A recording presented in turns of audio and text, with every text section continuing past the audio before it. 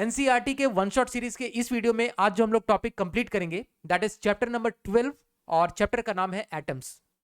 तो जैसा कि इस सीरीज के बाकी वीडियो में हम लोग करते आए हैं, ठीक उसी तरह से इस चैप्टर में भी हम लोग NCERT line to line cover करने वाले हैं। तो जो भी बच्चे सीबीएसई बोर्ड की तैयारी कर रहे हो, नीट की तैयारी कर रहे हो या जेईई मेंस की तैयारी कर रहे हो, उनके लिए ये वीडियो काफी हेल्पफुल रहेगा, क्योंकि इसमें हम लोग एनसीईआरटी लाइन टू लाइन सारे कॉन्सेप्ट्स हम लोग यहाँ पे डिस्कस करेंगे। तो चलो हम लोग इसी नोट पे इस चैप्टर को स्टार्ट करते हैं। सबसे पहले हम लोग बात करेंगे इसके इंट्रोडक्शन की। तो ये जो एटम की डिस्कवरी हुई, एटम की डिस्कवरी बोलने से मेरा मतलब है एटम के स्ट्रक्चर की डिस्कवरी। एटम के अंदर क्या है, उसके अंदर कौन कौन से पार्टिकल्स हैं, वो किस तरह से लोकेटेड है, इस तरह से जो एटम की स्ट्रक्चर की हम लोग बात कर रहे हैं। तो एटॉमिक स्ट्रक्चर की डिस्कवरी के पीछे तीन बहुत महत्वपूर्ण नाम आते हैं। तीन बहुत इंपॉर्टेंट साइंटिस्ट हैं जिन्होंने अपना योगदान दिया, जिसकी वजह से आज हम लोग एटॉमिक स्ट्रक्चर को समझ पा रहे हैं। तो ये साइंटिस्ट के नाम मैं लिख देता हूं। पहले जो साइंटिस्ट थे, सबने नाम सुन रखा होगा इन साइंटिस्ट का नाम, जे थॉमसन, है ना। सबने जे थॉमसन का नाम सुन रखा है। दूसरे साइंटिस्ट थे रदरफोर्ड, रदरफोर्ड, सबने इनका भी नाम सुन रखा होगा। और तीसरा बोर, है ना। इन लोगों ने बहुत इंपॉर्टेंट कंट्रीब्यूशन दिया एटॉमिक स्ट्रक्चर को समझने के लिए।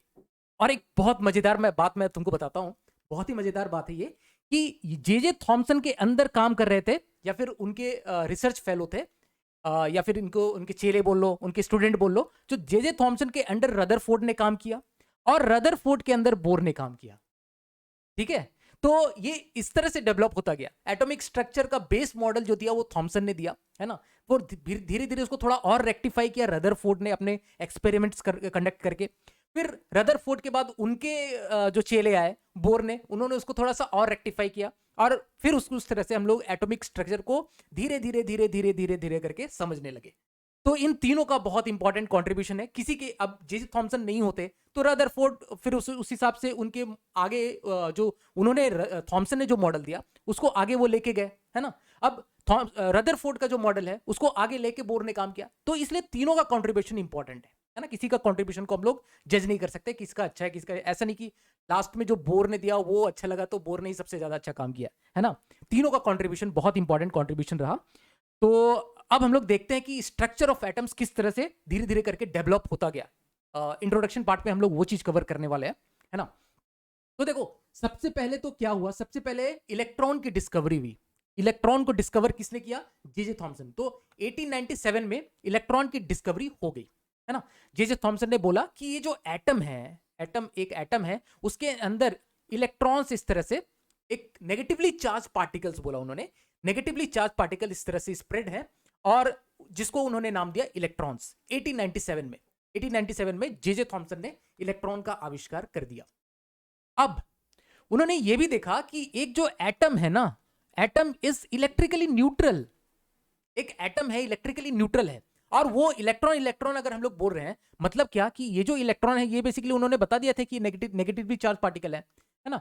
ये नेगेटिवली चार्ज पार्टिकल ही उन्होंने बता दिया। अब एटम के अंदर नेगेटिवली चार्ज पार्टिकल है तो एटम एज अ होल क्या होना चाहिए, नेगेटिव होना चाहिए। लेकिन उन्होंने देखा, एक्सपेरिमेंट्स के थ्रू देखा कि एटम है वो न्यूट्रल है, इलेक्ट्रिकली न्यूट्रल है। तो इलेक्ट्रॉन अगर उसके एटम के अंदर प्रेजेंट है, नेगेटिवली चार्ज कुछ पार्टिकल्स अगर है अंदर में, दैट मींस उसके अंदर जरूर कुछ ना कुछ पॉजिटिवली चार्ज पार्टिकल्स भी होने चाहिए, जो कि इस नेगेटिवली चार्ज पार्टिकल को, जो कि इस इलेक्ट्रॉन को कंपनसेट कर सके इलेक्ट्रिकली, है ना। न्यूट्रल है, अगर इलेक्ट्रॉन नेगेटिवली चार्ज पार्टिकल है तो जरूर उसमें कुछ ना कुछ पॉजिटिवली चार्ज पार्टिकल, कुछ ना कुछ मतलब क्या, जितने नेगेटिव है उतने पॉजिटिव होना चाहिए, तभी तो ये न्यूट्रल है। Total as a whole atom अगर न्यूट्रल है तो उसमें पॉजिटिव चार्ज भी होना चाहिए। तो इन सब चीजों को देखते हुए उन्होंने बात की स्ट्रक्चर ऑफ एटम की, है ना। स्ट्रक्चर ऑफ एटम मतलब क्या कि एटम के अंदर नेगेटिव चार्ज तो है, अब पॉजिटिव चार्ज किस तरह से, उस कैसा उनका स्ट्रक्चर होगा, पॉजिटिवली चार्ज कहां लोकेटेड होंगे। तो उन्होंने एक मॉडल दिया उसके बेसिस पे, प्लम पुडिंग मॉडल, जिसको तुमने सुन रखा होगा, है ना। प्लम पुडिंग मॉडल क्या है, एक तरबूज की तरह मॉडल है। तरबूज, तरबूज तुमने देखा होगा, है ना। तरबूज देखा होगा, लाल लाल पार्ट। तो उसमें दो चीजें होते हैं तरबूज के अंदर, बाहर का हरा वाला भूल जाओ। तो उसके तरबूज के अंदर लाल लाल जो पार्ट होते हैं ना, लाल लाल वाला जो पार्ट होता है, कुछ लाल लाल वाला पार्ट होता है, जैसे यहां पर दिख रहा है। तो तरबूज के अंदर जो लाल वाला पार्ट होता है, जे थॉमसन का कहना था कि वो जो लाल वाला पार्ट है that is positively charged. Positively charge है। और तरबूज के बीज देखा होगा तुमने, तरबूज का बीज है, वो तरबूज का बीज है वो इस तरह से बोले कि ये जो नेगेटिवली चार्ज है ना, वो तरबूज के इस बीज, जो काला काला देखा होगा तरबूज में बीज होते हैं, है ना, वो इस तरह से उसमें लोकेटेड है। ठीक है, तो पूरा तरबूज लो, तरबूज के तरबूज में जो लाल वाला पार्ट है दैट इज पॉजिटिवली चार्ज्ड, और उसके अंदर जो बीज है वो इलेक्ट्रॉन्स उस तरह से लोकेटेड है उसमें, एटम्स में। तो उन्होंने बोला कि एटम्स के अंदर इसी तरह से तरबूज का मॉडल है ना, लाल और बीच में छोटा छोटा उसका जो बीज रहता है वो इलेक्ट्रॉन्स है। तो इस मॉडल को उन्होंने प्लम पुडिंग मॉडल भी बोला, है ना, इस तरह का मॉडल इस तरह से देख सकते हो। ठीक है, यहां तक बात चली। अभी कोई इसमें काउंटर करने वाली बात नहीं थी। ठीक है, लोगों ने एक्सेप्ट कर लिया था उस टाइम पे कि ऐसा मॉडल होगा। हालांकि अभी हमें पता है कि इस तरह का मॉडल होता नहीं है, लेकिन उस समय लोगों ने उस पॉइंट ऑफ टाइम तक एक्सेप्ट कर लिया था कि चलो प्लम पुडिंग मॉडल ऐसा होगा। जे थॉमसन रिस्पेक्टेबल आदमी भी थे उस टाइम पे, है ना, साइंटिस्ट, रिस्पेक्टेबल साइंटिस्ट भी थे, सबने एक्सेप्ट कर लिया। ठीक है, अब कुछ और चीज ऑब्जर्वेशंस देखने को मिला एटम से रिलेटेड, है ना। क्या ऑब्जर्वेशंस था कि देखो कुछ रेडिएशंस हमको देखने को मिली एटम्स के थ्रू, है ना। किस तरह की रेडिएशंस? तो दो अलग अलग टाइप के रेडिएशंस की मैं बात कर रहा हूं।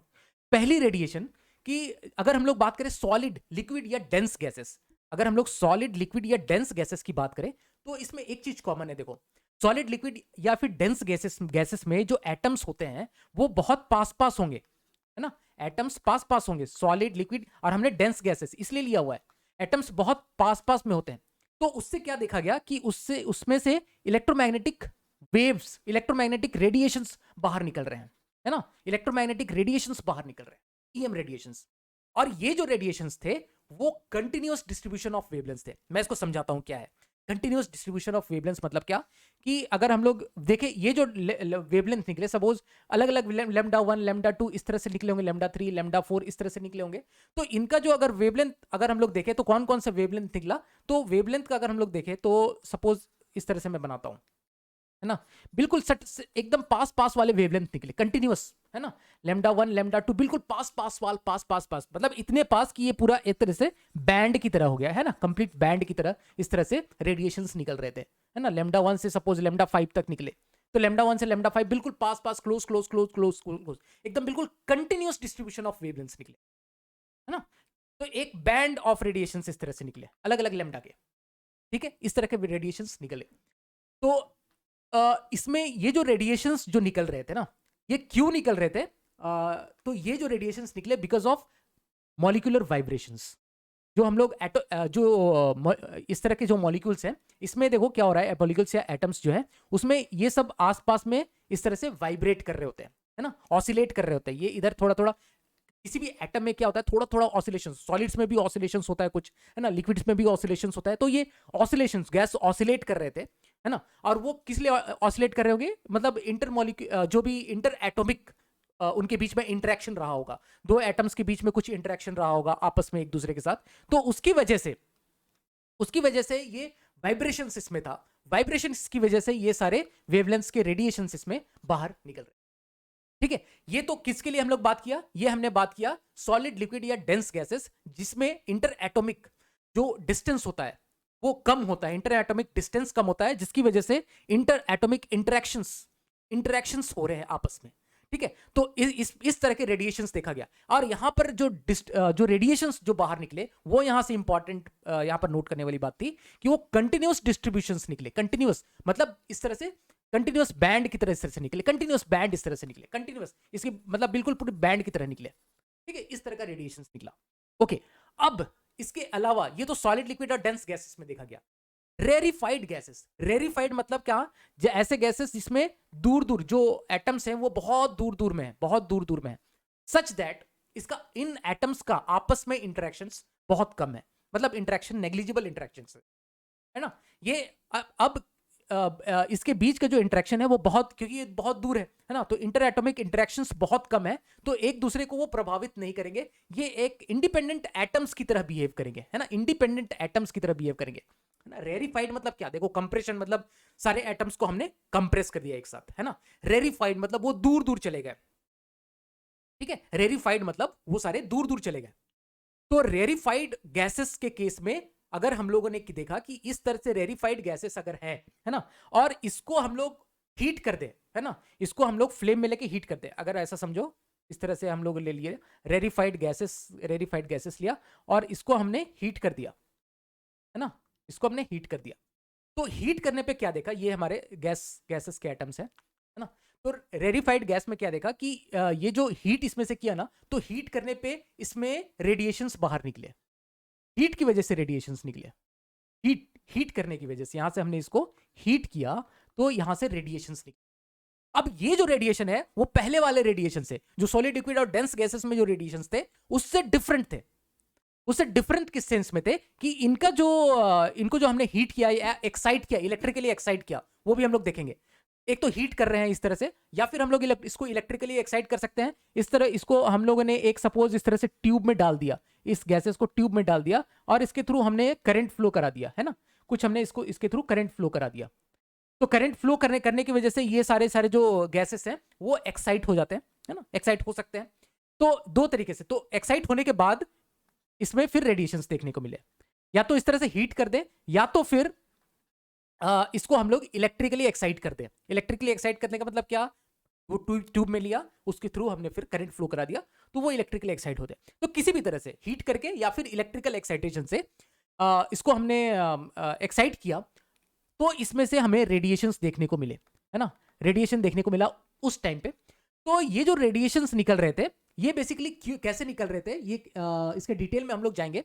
ये जो रेडिएशंस निकल रहे थे वो मैं बता दूं किस तरह के रेडिएशंस निकल रहे थे।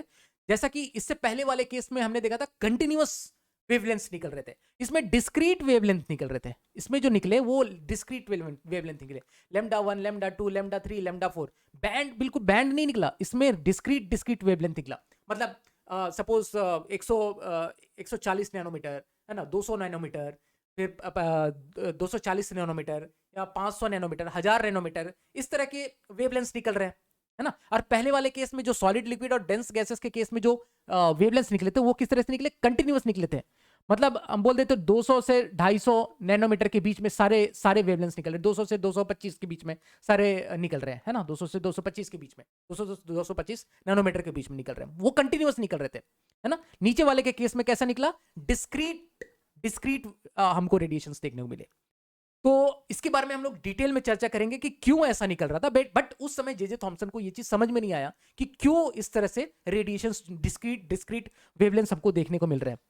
लेकिन ये चीज समझ में आ चुका था कि ये जो सेकंड केस वाला है जिसमें हम लोग उसको हीट करके या एक्साइट करके जो रेडिएशंस निकाल रहे हैं, जिसमें हमको डिस्क्रीट वेवलेंथ देखने को मिल रहे हैं, ये हर सपोज हमने हाइड्रोजन गैस लिया, तो हाइड्रोजन गैस के लिए बिल्कुल एक अलग सेट ऑफ वेवलेंथ्स निकल रहे थे, समझ रहे हो, अलग सेट ऑफ रेडिएशंस निकल रहे थे, लैम्डा 1, लैम्डा 2, लैम्डा 3, लैम्डा 4। तो ये जो लैम्डा 1, लैम्डा, इसके जो सेट है वो ये इसका एक आइडेंटिटी समझ लो, है ना। मतलब एक बार गर्म किया तो इसी तरह के वेवलेंथ्स निकल रहे थे, दोबारा कहीं और भी गर्म किया तो भी इसी तरह के वेवलेंथ्स निकल रहे थे। मतलब समझ लो ये उसकी एक आइडेंटिटी हो गई। मतलब अगर हाइड्रोजन को हम लोग अगर गर्म कर रहे हैं तो हमें पता है कि यही रेडिएशंस निकलेंगे, इसी वेवलेंथ के रेडिएशंस बाहर निकलेंगे।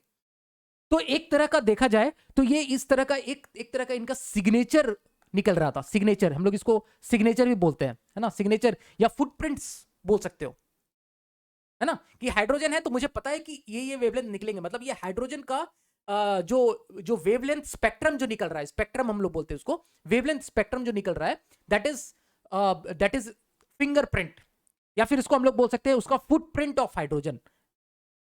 ठीक है, तो हम लोग एक तरह से इसको फुटप्रिंट या सिग्नेचर इसलिए बोल रहे हैं क्योंकि अगर हम लोग किसी गैस को हमने गर्म किया, ठीक है, किसी रेरिफाइड गैस को हमने गर्म किया या फिर उसको इलेक्ट्रिकली एक्साइट किया और उसमें से रेडिएशन देख के हम बता सकते हैं कि ये अंदर में कौन सा गैस है। ठीक है, इसलिए इसको इसका सिग्नेचर बोला जाता है। और इसके बारे में डिटेल में हम लोग इसी चैप्टर में हम लोग डिटेल में इसके बारे में पढ़ने वाले हैं कि क्यों निकल रहे हैं ऐसे। ठीक है, तो ये तो बात हो गई यहां तक कि ये जो जे थॉमसन इसको एक्सप्लेन नहीं कर पाए कि क्यों ये सब सारी चीजें हो रही है। ओके, तो ये चीज तो हमने डिस्कस कर लिया यहां पे कि it was establish that each element is associated with a characteristic spectrum of radiation. जो हमने स्पेक्ट्रम की बात की, एक उसका कैरेक्टरिस्टिक स्पेक्ट्रम होता है रेडिएशन का। फिर 1885 में बाल्मर नाम के एक साइंटिस्ट हुए, तो बाद में जाके तुम पढ़ोगे भी, इसी चैप्टर में हम लोगों को पढ़ना है बाल्मर बाल्मर सीरीज के बारे में हम लोग पढ़ेंगे कि कौन कौन से रेडिएशंस जो रहते हैं वो बाल्मर सीरीज के अंदर में आते हैं। तो बाल्मर ने 1885 में एक फॉर्मूला, एम्पेरिकल फॉर्मूला दिया, जिसके बेसिस पे वो बता दिया कि कौन कौन सा वेवलेंथ निकलेगा, है ना वो फॉर्मूला एक एम्पेरिकल फॉर्मूला उन्होंने उसके ऊपर निकाला। ठीक है, ये तो बात होगी। फिर 1906 में रदरफोर्ड ने एक एक्सपेरिमेंट परफॉर्म करवाया, है ना, जिससे थोड़ा जो अभी हम लोगों की थिंकिंग थी, जो प्लम पुडिंग मॉडल था, वो बेसिकली उसमें गलत साबित हो गया। प्लम पुडिंग मॉडल में हमने क्या देखा था कि ये जो पॉजिटिव चार्ज है वो पूरी तरह से डिस्ट्रीब्यूटेड रहते हैं, पूरा यूनिफॉर्मली इस तरह से डिस्ट्रीब्यूटेड रहते हैं पूरे एटम में, और इलेक्ट्रॉन्स जहां बीच में उस तरह से बीज, तरबूज के बीज की तरह होते हैं। बट रदरफोर्ड के जो एक्सपेरिमेंट, रदरफोर्ड ने जो परफॉर्म किया एक्सपेरिमेंट पे, अल्फा पार्टिकल्स की स्कैटरिंग एक्सपेरिमेंट हुई थी, जो हम लोग इसके बाद देखने वाले हैं 12.2 में हम लोग देखेंगे कि क्या वो एक्सपेरिमेंट किया था और कैसे उन्होंने बताया कि ये जो मॉडल है, प्लम पुडिंग मॉडल है, दैट इज रॉन्ग। और उन्होंने इस एक्सपेरिमेंट के बेसिस पे उन्होंने बताया कि जो पॉजिटिव चार्ज है ना, पॉजिटिव चार्ज बिल्कुल एटम्स के सेंटर में, जो आज हम लोग न्यूक्लियस बोलते हैं ना, न्यूक्लियस में इस तरह से कॉन्सेंट्रेटेड होते हैं, और इलेक्ट्रॉन्स जो रहते हैं वो इस तरह से इसके ऑर्बिट में इस तरह से घूमते हैं, है ना। ये चीज उन्होंने बताया। और ये जो न्यूक्लियस वाला जो पार्ट है, ये जो न्यूक्लियस वाला पार्ट है वो बहुत छोटा होता है, बहुत छोटा, है ना। इसको हम लोग ऐसा समझ सकते हैं, एक स्टेडियम में एक छोटा सा फुटबॉल रखा हुआ है, उतने साइज का वो न्यूक्लियस होता है, और इलेक्ट्रॉन्स इसके इर्द गिर्द चक्कर काटते रहते हैं। तो ये एक्सपेरिमेंट से कैसे ये चीज ऑब्जर्व होता है, कैसे ये चीज हम लोग ऑब्जर्वेशन लेके आ रहे हैं, वो चीज को हम लोग 12.2 में देखने वाले हैं। अब हम लोग यहाँ पे नेक्स्ट डिस्कस करेंगे alpha particle scattering and Rutherford's nuclear model of atom. तो यहाँ पर हम लोग एक एक्सपेरिमेंट डिस्कस करने वाले हैं, जो भी उसके ऑब्जर्वेशंस आए, रिजल्ट्स आए, वो सारी चीजें हम लोग यहाँ पर डिस्कस करेंगे, जो कि रदरफोर्ड ने कंडक्ट करवाया। रदरफोर्ड ने ये एक्सपेरिमेंट परफॉर्म करवाया। जो एक्चुअल एक्सपेरिमेंट किया वो किया गीगर और मार्सडन ने। ये एक्सपेरिमेंट रदरफोर्ड ने कंडक्ट करवाया, परफॉर्म करवाया, लेकिन जो एक्चुअल जो एक्सपेरिमेंट करने वाले थे उनका नाम है गीगर और मार्सडन, उसके अंडर थे, रदरफोर्ड के अंडर ये दोनों काम कर रहे थे। और ये एक्सपेरिमेंट इन दोनों ने किया। कभी कभी इस एक्सपेरिमेंट को गीगर और मार्सडन एक्सपेरिमेंट भी बोलते हैं, है ना, या फिर अल्फा पार्टिकल स्कैटरिंग एक्सपेरिमेंट भी बोलते हैं। तो इस एक्सपेरिमेंट का मकसद क्या था? सबसे पहले तो हमें यह जानना पड़ेगा कि इस एक्सपेरिमेंट से क्या प्रूव करना चाह रहे थे रदरफोर्ड। तो इसका जो मकसद ये है कि अभी तक जो थॉमसन ने हमने देखा कि प्लम पुडिंग मॉडल जो उन्होंने दिया हुआ था, उसके बेसिस पे उन्होंने बताया था, एटम का स्ट्रक्चर उन्होंने डिफाइन किया था। लेकिन रदरफोर्ड का कुछ और मानना था। रदरफोर्ड का यह मानना था कि जो न्यूक्लियस होता है ना, यहां पर न्यूक्लियस में मैक्सिमम चार्ज, जो पॉजिटिव चार्ज है, पॉजिटिव चार्ज, जो पूरे के पूरे जो पॉजिटिव चार्ज है वो पूरे न्यूक्लियस में ही लोकेटेड होते हैं, है ना। किसी भी एटम के न्यूक्लियस में पूरे के पूरे पॉजिटिव चार्ज उसके न्यूक्लियस में ही लोकेटेड होते हैं, जो कि प्लम पुडिंग मॉडल से ऑपोजिट था। ठीक है, तो पूरे के पूरे पॉजिटिव चार्ज यहां पे लोकेटेड है ना, किसी भी एटम के इस तरह से लोकेटेड है। और पूरी की पूरी जो मास है, मैक्सिमम मास जो है वो एटम की, वो न्यूक्लियस में इस तरह से लोकेटेड है। इस चीज को उन्होंने इस एक्सपेरिमेंट के थ्रू प्रूव किया। ये चीज उनका मेन मकसद था, ये चीज प्रूव करना। ठीक है, तो इस एक्सपेरिमेंट के लिए ये तो मकसद हमें समझ में आ गया कि क्या मकसद था। इस एक्सपेरिमेंट का सेटअप हम लोग देख लेते हैं एक बार, है ना, कि उन्होंने एक्सपेरिमेंट में क्या क्या सेटअप किया और क्यों क्यों क्यों इस तरह का इंस्ट्रूमेंट लिया, और जो भी मटेरियल्स इसमें यूज किया, क्यों किया।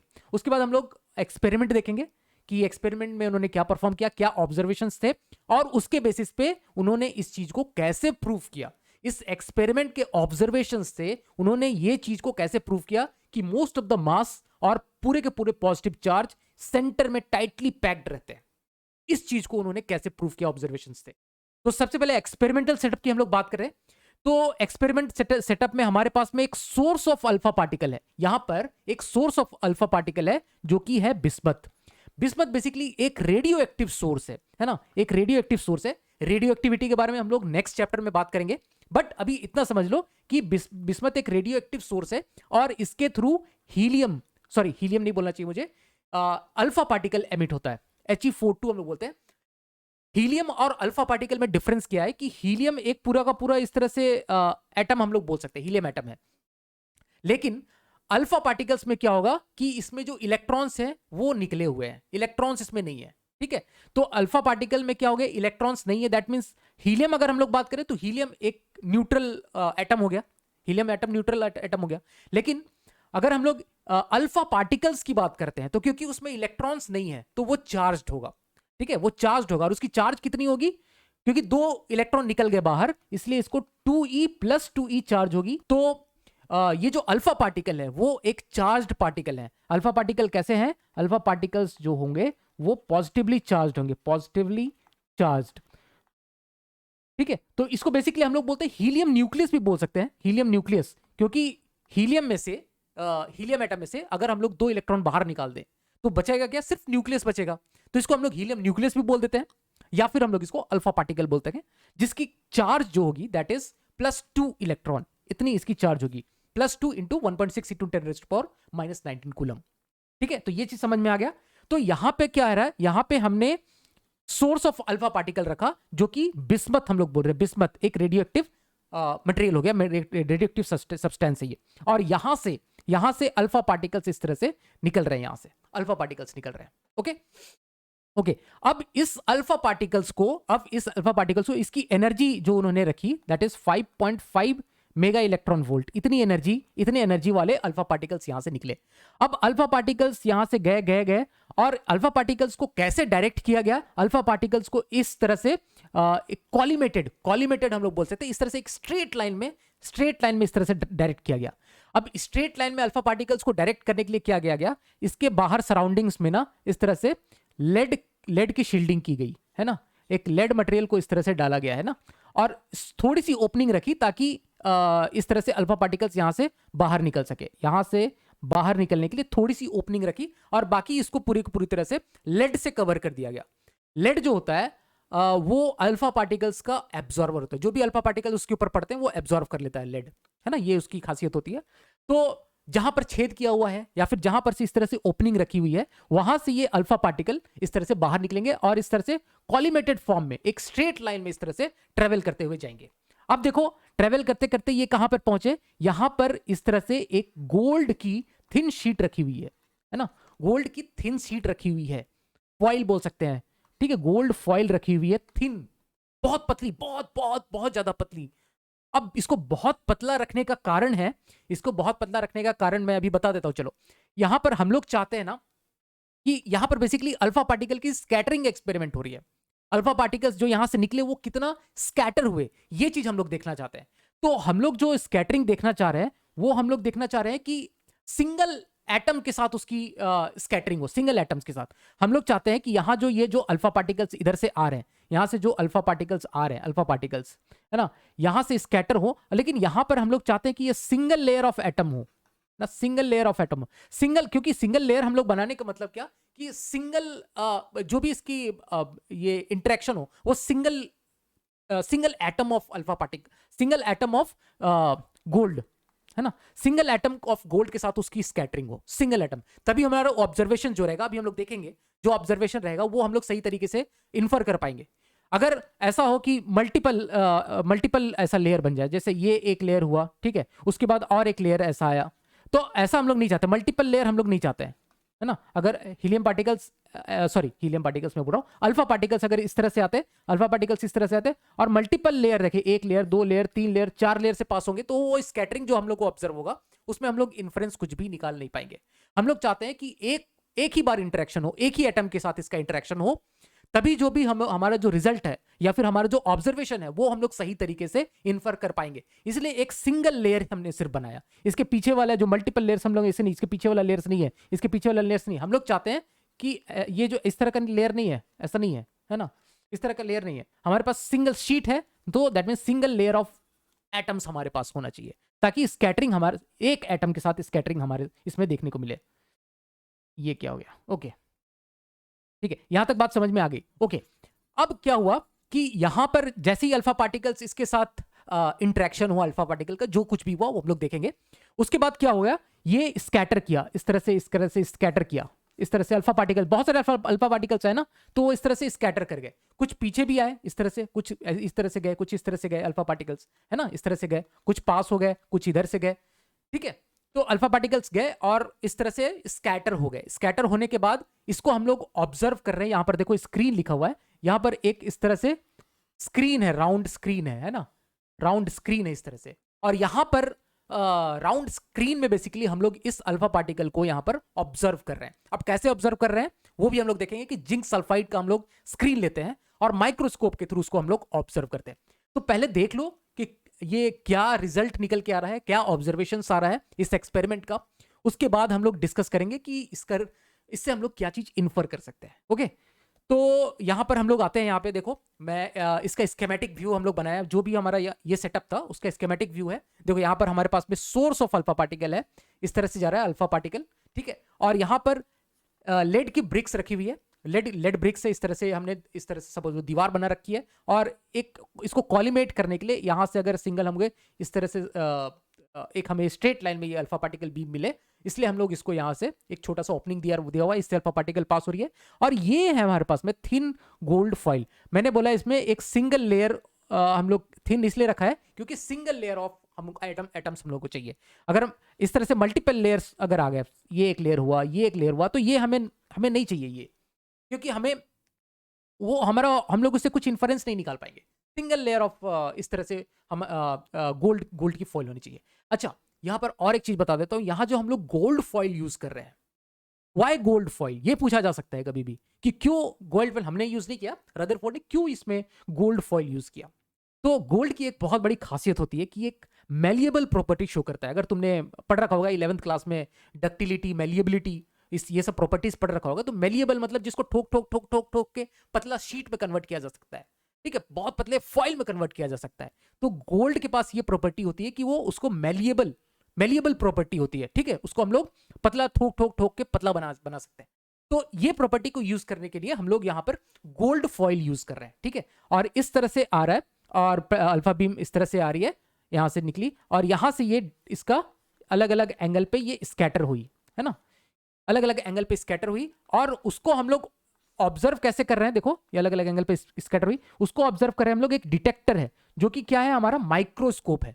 और यहां पर जो स्क्रीन है, दिस स्क्रीन, ये जिंक सल्फाइड की स्क्रीन बना हुई है, क्योंकि यहां पर आके जब अल्फा पार्टिकल टकराते हैं तो वो सिंटिलेटिंग प्रॉपर्टी शो करते हैं, वो चमकते हैं वहां पे। और उस चमक को हम लोग देख सकते हैं डिटेक्टर के थ्रू, जो कि जिसमें माइक्रोस्कोप के थ्रू हम लोग वहां देख सकते हैं। नेकेड ऐसे नहीं दिखेगा, वो हम लोग माइक्रोस्कोप के थ्रू देख पा रहे हैं कि कहां कहां पे जाके वो चमक हम लोगों को कहां कहां दिख रही है ना, वो चमक हम लोगों को कहां कहां दिख रही है। तो ये बेसिकली यहां पर स्कीमेटिक से हम लोग ये सारी चीज को समझ सकते हैं। अच्छा, इसमें एक इंपॉर्टेंट पॉइंट देखो दिया हुआ है कि अल्फा पार्टिकल्स इस तरह से आए, बहुत सारे अल्फा पार्टिकल्स यहां पर आ रहे होंगे, बहुत सारे अल्फा पार्टिकल्स आ रहे होंगे, अलग अलग एंगल पे स्कैटर कर रहे हैं। लेकिन कुछ पीछे की तरफ भी देखो, बैक डायरेक्शन में भी स्कैटर कर रहे हैं, पीछे की तरफ स्कैटर कर रहे हैं। और ये स्कैटर बहुत कम अल्फा पार्टिकल इस तरह से स्कैटर कर रहे हैं, 1 in 8000, 8000 में से एक अल्फा पार्टिकल इस तरह से पीछे बैकवर्ड डायरेक्शन में स्कैटर कर रहा है। तो इस सबका सिग्निफिकेंस हम लोग देखेंगे कि क्या क्या सिग्निफिकेंस यहां पर है सारी चीजों का, है ना। ओह, तो यहां पर हम लोग देख सकते हैं हमारे पास में ऑब्जर्वेशंस हैं कि जो हमारे पास जो वाई एक्सिस में है कि कितने number of scattered particles detect हुए, है ना, with reference to angle theta. यहां पर हमने जो थीटा बना रखा है ना, theta is the angle of scattering, मतलब ये इनिशियली इस डायरेक्शन में आ रहा था और स्कैटर होके इस कुछ एंगल में चला गया, है ना, कुछ एंगल में चला गया, तो दैट एंगल इज थीटा, ठीक है। ये अल्फा पार्टिकल्स इस तरह से आ रहे थे और एक्चुअल में इसको सीधा जाता तो स्कैटरिंग एंगल 0 हो जाता, थीटा 0 हो जाता यहाँ पे। लेकिन कुछ स्कैटर हुए, है ना, कुछ स्कैटर हुआ, थीटा इक्वल्स टू थीटा आया हमारे पास में, है ना। और ये देखो, ये अगर ऐसा जाता है तो थीटा इक्वल्स टू 90 हो जाता है यहाँ पे, और ये पीछे चला गया, that means theta is great, इसके लिए थीटा इज ग्रेटर देन 90। तो स्टार्टिंग जो एंगल है, जो अल्फा पार्टिकल्स का जो पाथ है, ये वाला पाथ है, इससे वो कितना डेविएट हुए, है ना, that is basically scattering angle. तो ये स्कैटरिंग एंगल के बेसिस पे यहां पर ऑब्जर्वेशंस को यहां पे नोट डाउन किया, जो उनके जो चेले चपाटे थे उन लोगों ने इसको नोट डाउन किया, है ना। तो वाई एक्सिस में हम लोग देख सकते हैं कि नंबर ऑफ स्कैटर्ड, कितने पार्टिकल्स स्कैटर्ड हुए, और एक्स एक्सिस में जो दिया हुआ है थीटा, कितने एंगल पे। तो सपोज हम लोग बात कर रहे हैं यहां पर देख लो 20 डिग्री पे कितने पार्टिकल्स, देखो यहां पर 20 डिग्री पे करीब इतने पार्टिकल्स होंगे, 10⁵ के करीब है, ठीक है, 10⁵ और 10⁴ के बीच में कुछ है, तो 20 डिग्री पे इतने पार्टिकल्स मिले। ओके, उसी तरह से 90 डिग्री पे यहाँ पर कुछ पार्टिकल्स, सॉरी 90 डिग्री यहाँ पर है ना, 90 डिग्री पे करीब इतने पार्टिकल्स मिले। कितने हो गए? 10⁻² के, मतलब 10⁻² मतलब 100 के करीब पार्टिकल्स यहाँ पर मिल रहे हैं, है ना। तो इस तरह का एक एक्सपेरिमेंटल ग्राफ बनाया कि कितने एंगल पे मुझे कितने पार्टिकल, और वो उसको ऑब्जर्व किया ये जिंक सल्फाइड स्क्रीन पे यूजिंग डिटेक्टर माइक्रोस्कोप, है ना। ये उसको, और इस तरह से उन्होंने ग्राफ प्लॉट किया एक्स और वाई एक्सिस में, कौन से एंगल पे मुझे कितने पार्टिकल्स मिल रहे हैं, है ना, कौन से स्कैटरिंग एंगल पे मुझे कितने पार्टिकल्स मिल रहे हैं। अब इसके ऑब्जर्वेशंस पे हम लोग आते हैं। हाँ, many of the alpha particles pass through the foil, they do not suffer any collision. तो मैक्सिमम जो रहते हैं ना वो सीधा सीधा, मैक्सिमम जो ज्यादा से ज्यादा जो अल्फा पार्टिकल्स है ना वो सीधे सीधे निकल जाते हैं मैक्सिमम, विदाउट एनी स्कैटरिंग, उनका स्कैटरिंग नहीं होता, ठीक है। मैक्सिमम लोग ऐसे निकल जाते हैं, maximum alpha particles. Only about 0.14, मतलब यहां पर तुम समझ लो कि 99% जो है वो सीधे निकल गए, 99% ऑफ द अल्फा पार्टिकल सीधे निकल गए। टू बी एग्जैक्ट कितना हो जाएगा, 99.86, टू बी एग्जैक्ट 99.86 जो परसेंट जो पार्टिकल्स हैं, 99.86, हाँ, ये सीधे निकल गए, ठीक है। Only 0.14% of the alpha particles जिसका स्कैटरिंग हुआ 1 डिग्री से ज्यादा, है ना। और तो और 8000 पार्टिकल्स को अगर तुमने भेजे, उसमें से एक ही पार्टिकल्स ऐसा मिला जो कि 90 डिग्री से ज्यादा, मतलब वो पीछे की तरफ आया। 90 डिग्री से ज्यादा मतलब क्या हो गया, ये देखो इनिशियल एंगल इसका ऐसा था, इनिशियल एंगल ये इस डायरेक्शन में जा रहा था, 90 डिग्री, यहां पर वो 90 डिग्री से ज्यादा मतलब इधर कुछ रिफ्लेक्ट बैक हो गए, है ना। तो ऐसा जो रिफ्लेक्ट बैक हुए यहां से 90 डिग्री से ज्यादा हो गया, देखो ये एंगल थीटा, तो ऐसा हमें 8000 में से एक ही मिल पाया।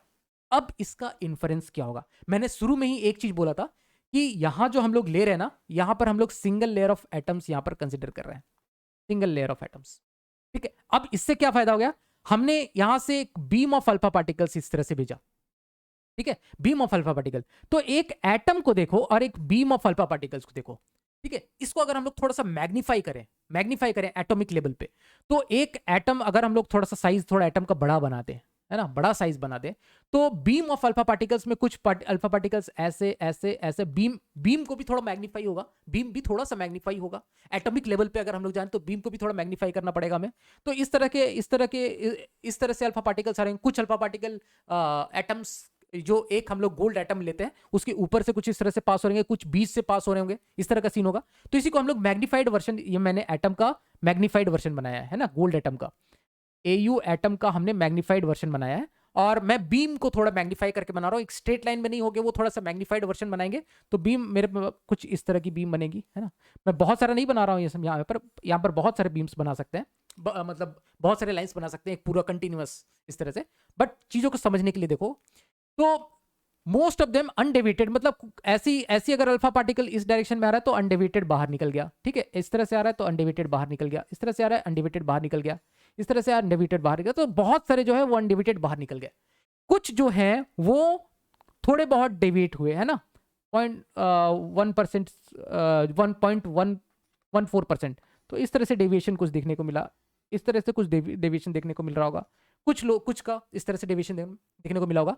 कुछ जो पार्टिकल हैं, 1 in 8000, वो ऐसे भी हुए जो कि, कौन सा कलर सेलेक्ट कर ले, चलो इसको सेलेक्ट कर लेते, ये वाला आएगा क्या, हाँ नहीं ये भी नहीं आएगा, एक सेकेंड। 8000 में से एक है जो कि पीछे की तरफ रिफ्लेक्ट हो गया, है ना, 90 डिग्री से ज्यादा रिफ्लेक्ट हो गया। तो ऐसे भी आ रहे हैं, मैं ये वाला ले लेता हूं।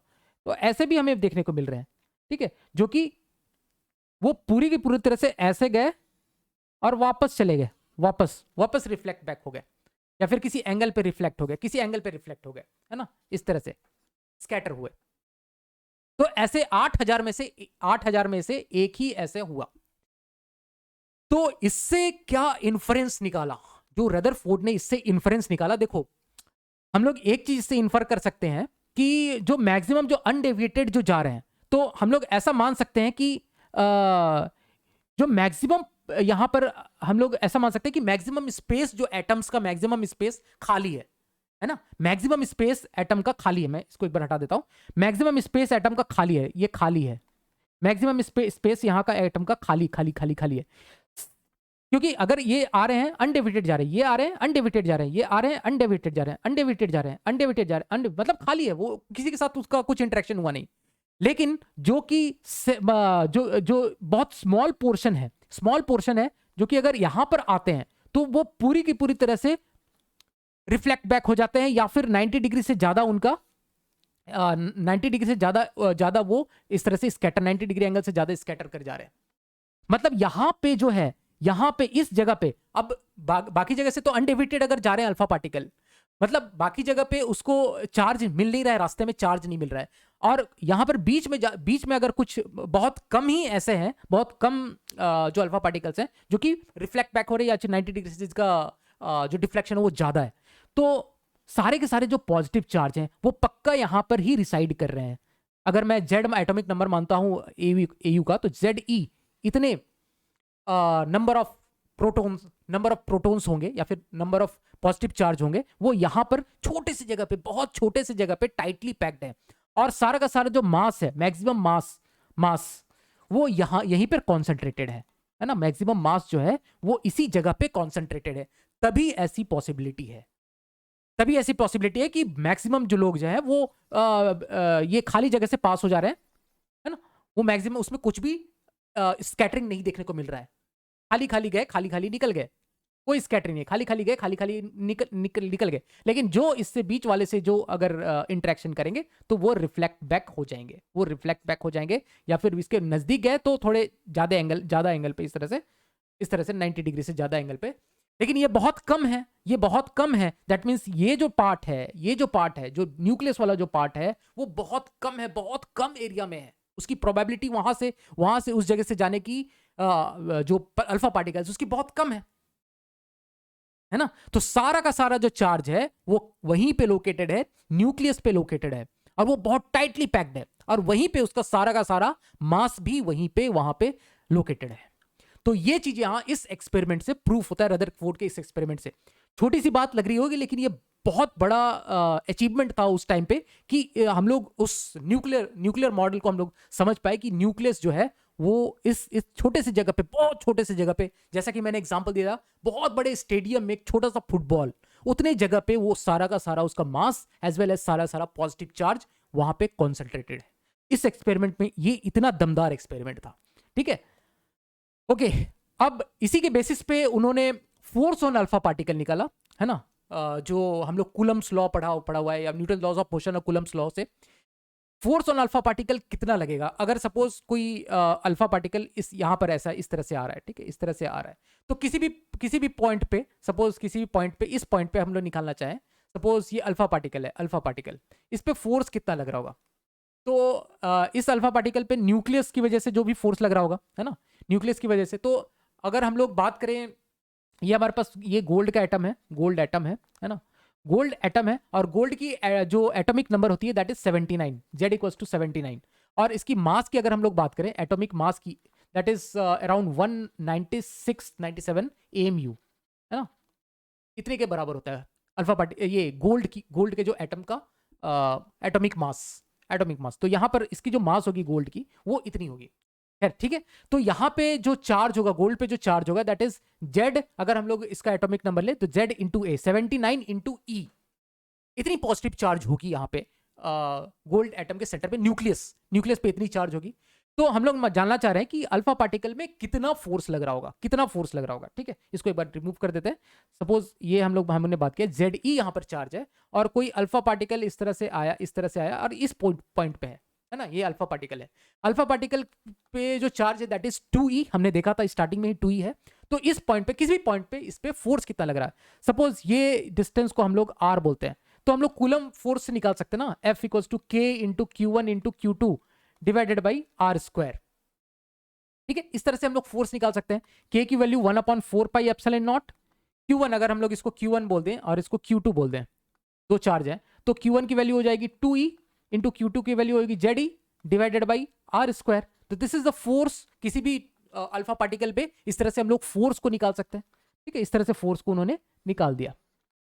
अब एक चीज यहां पर गौर करने वाली बात है कि ये जो हम लोग अल्फा पार्टिकल बोल रहे हैं, और ये यहां पर इस तरह से एटम है, गोल्ड का एटम है।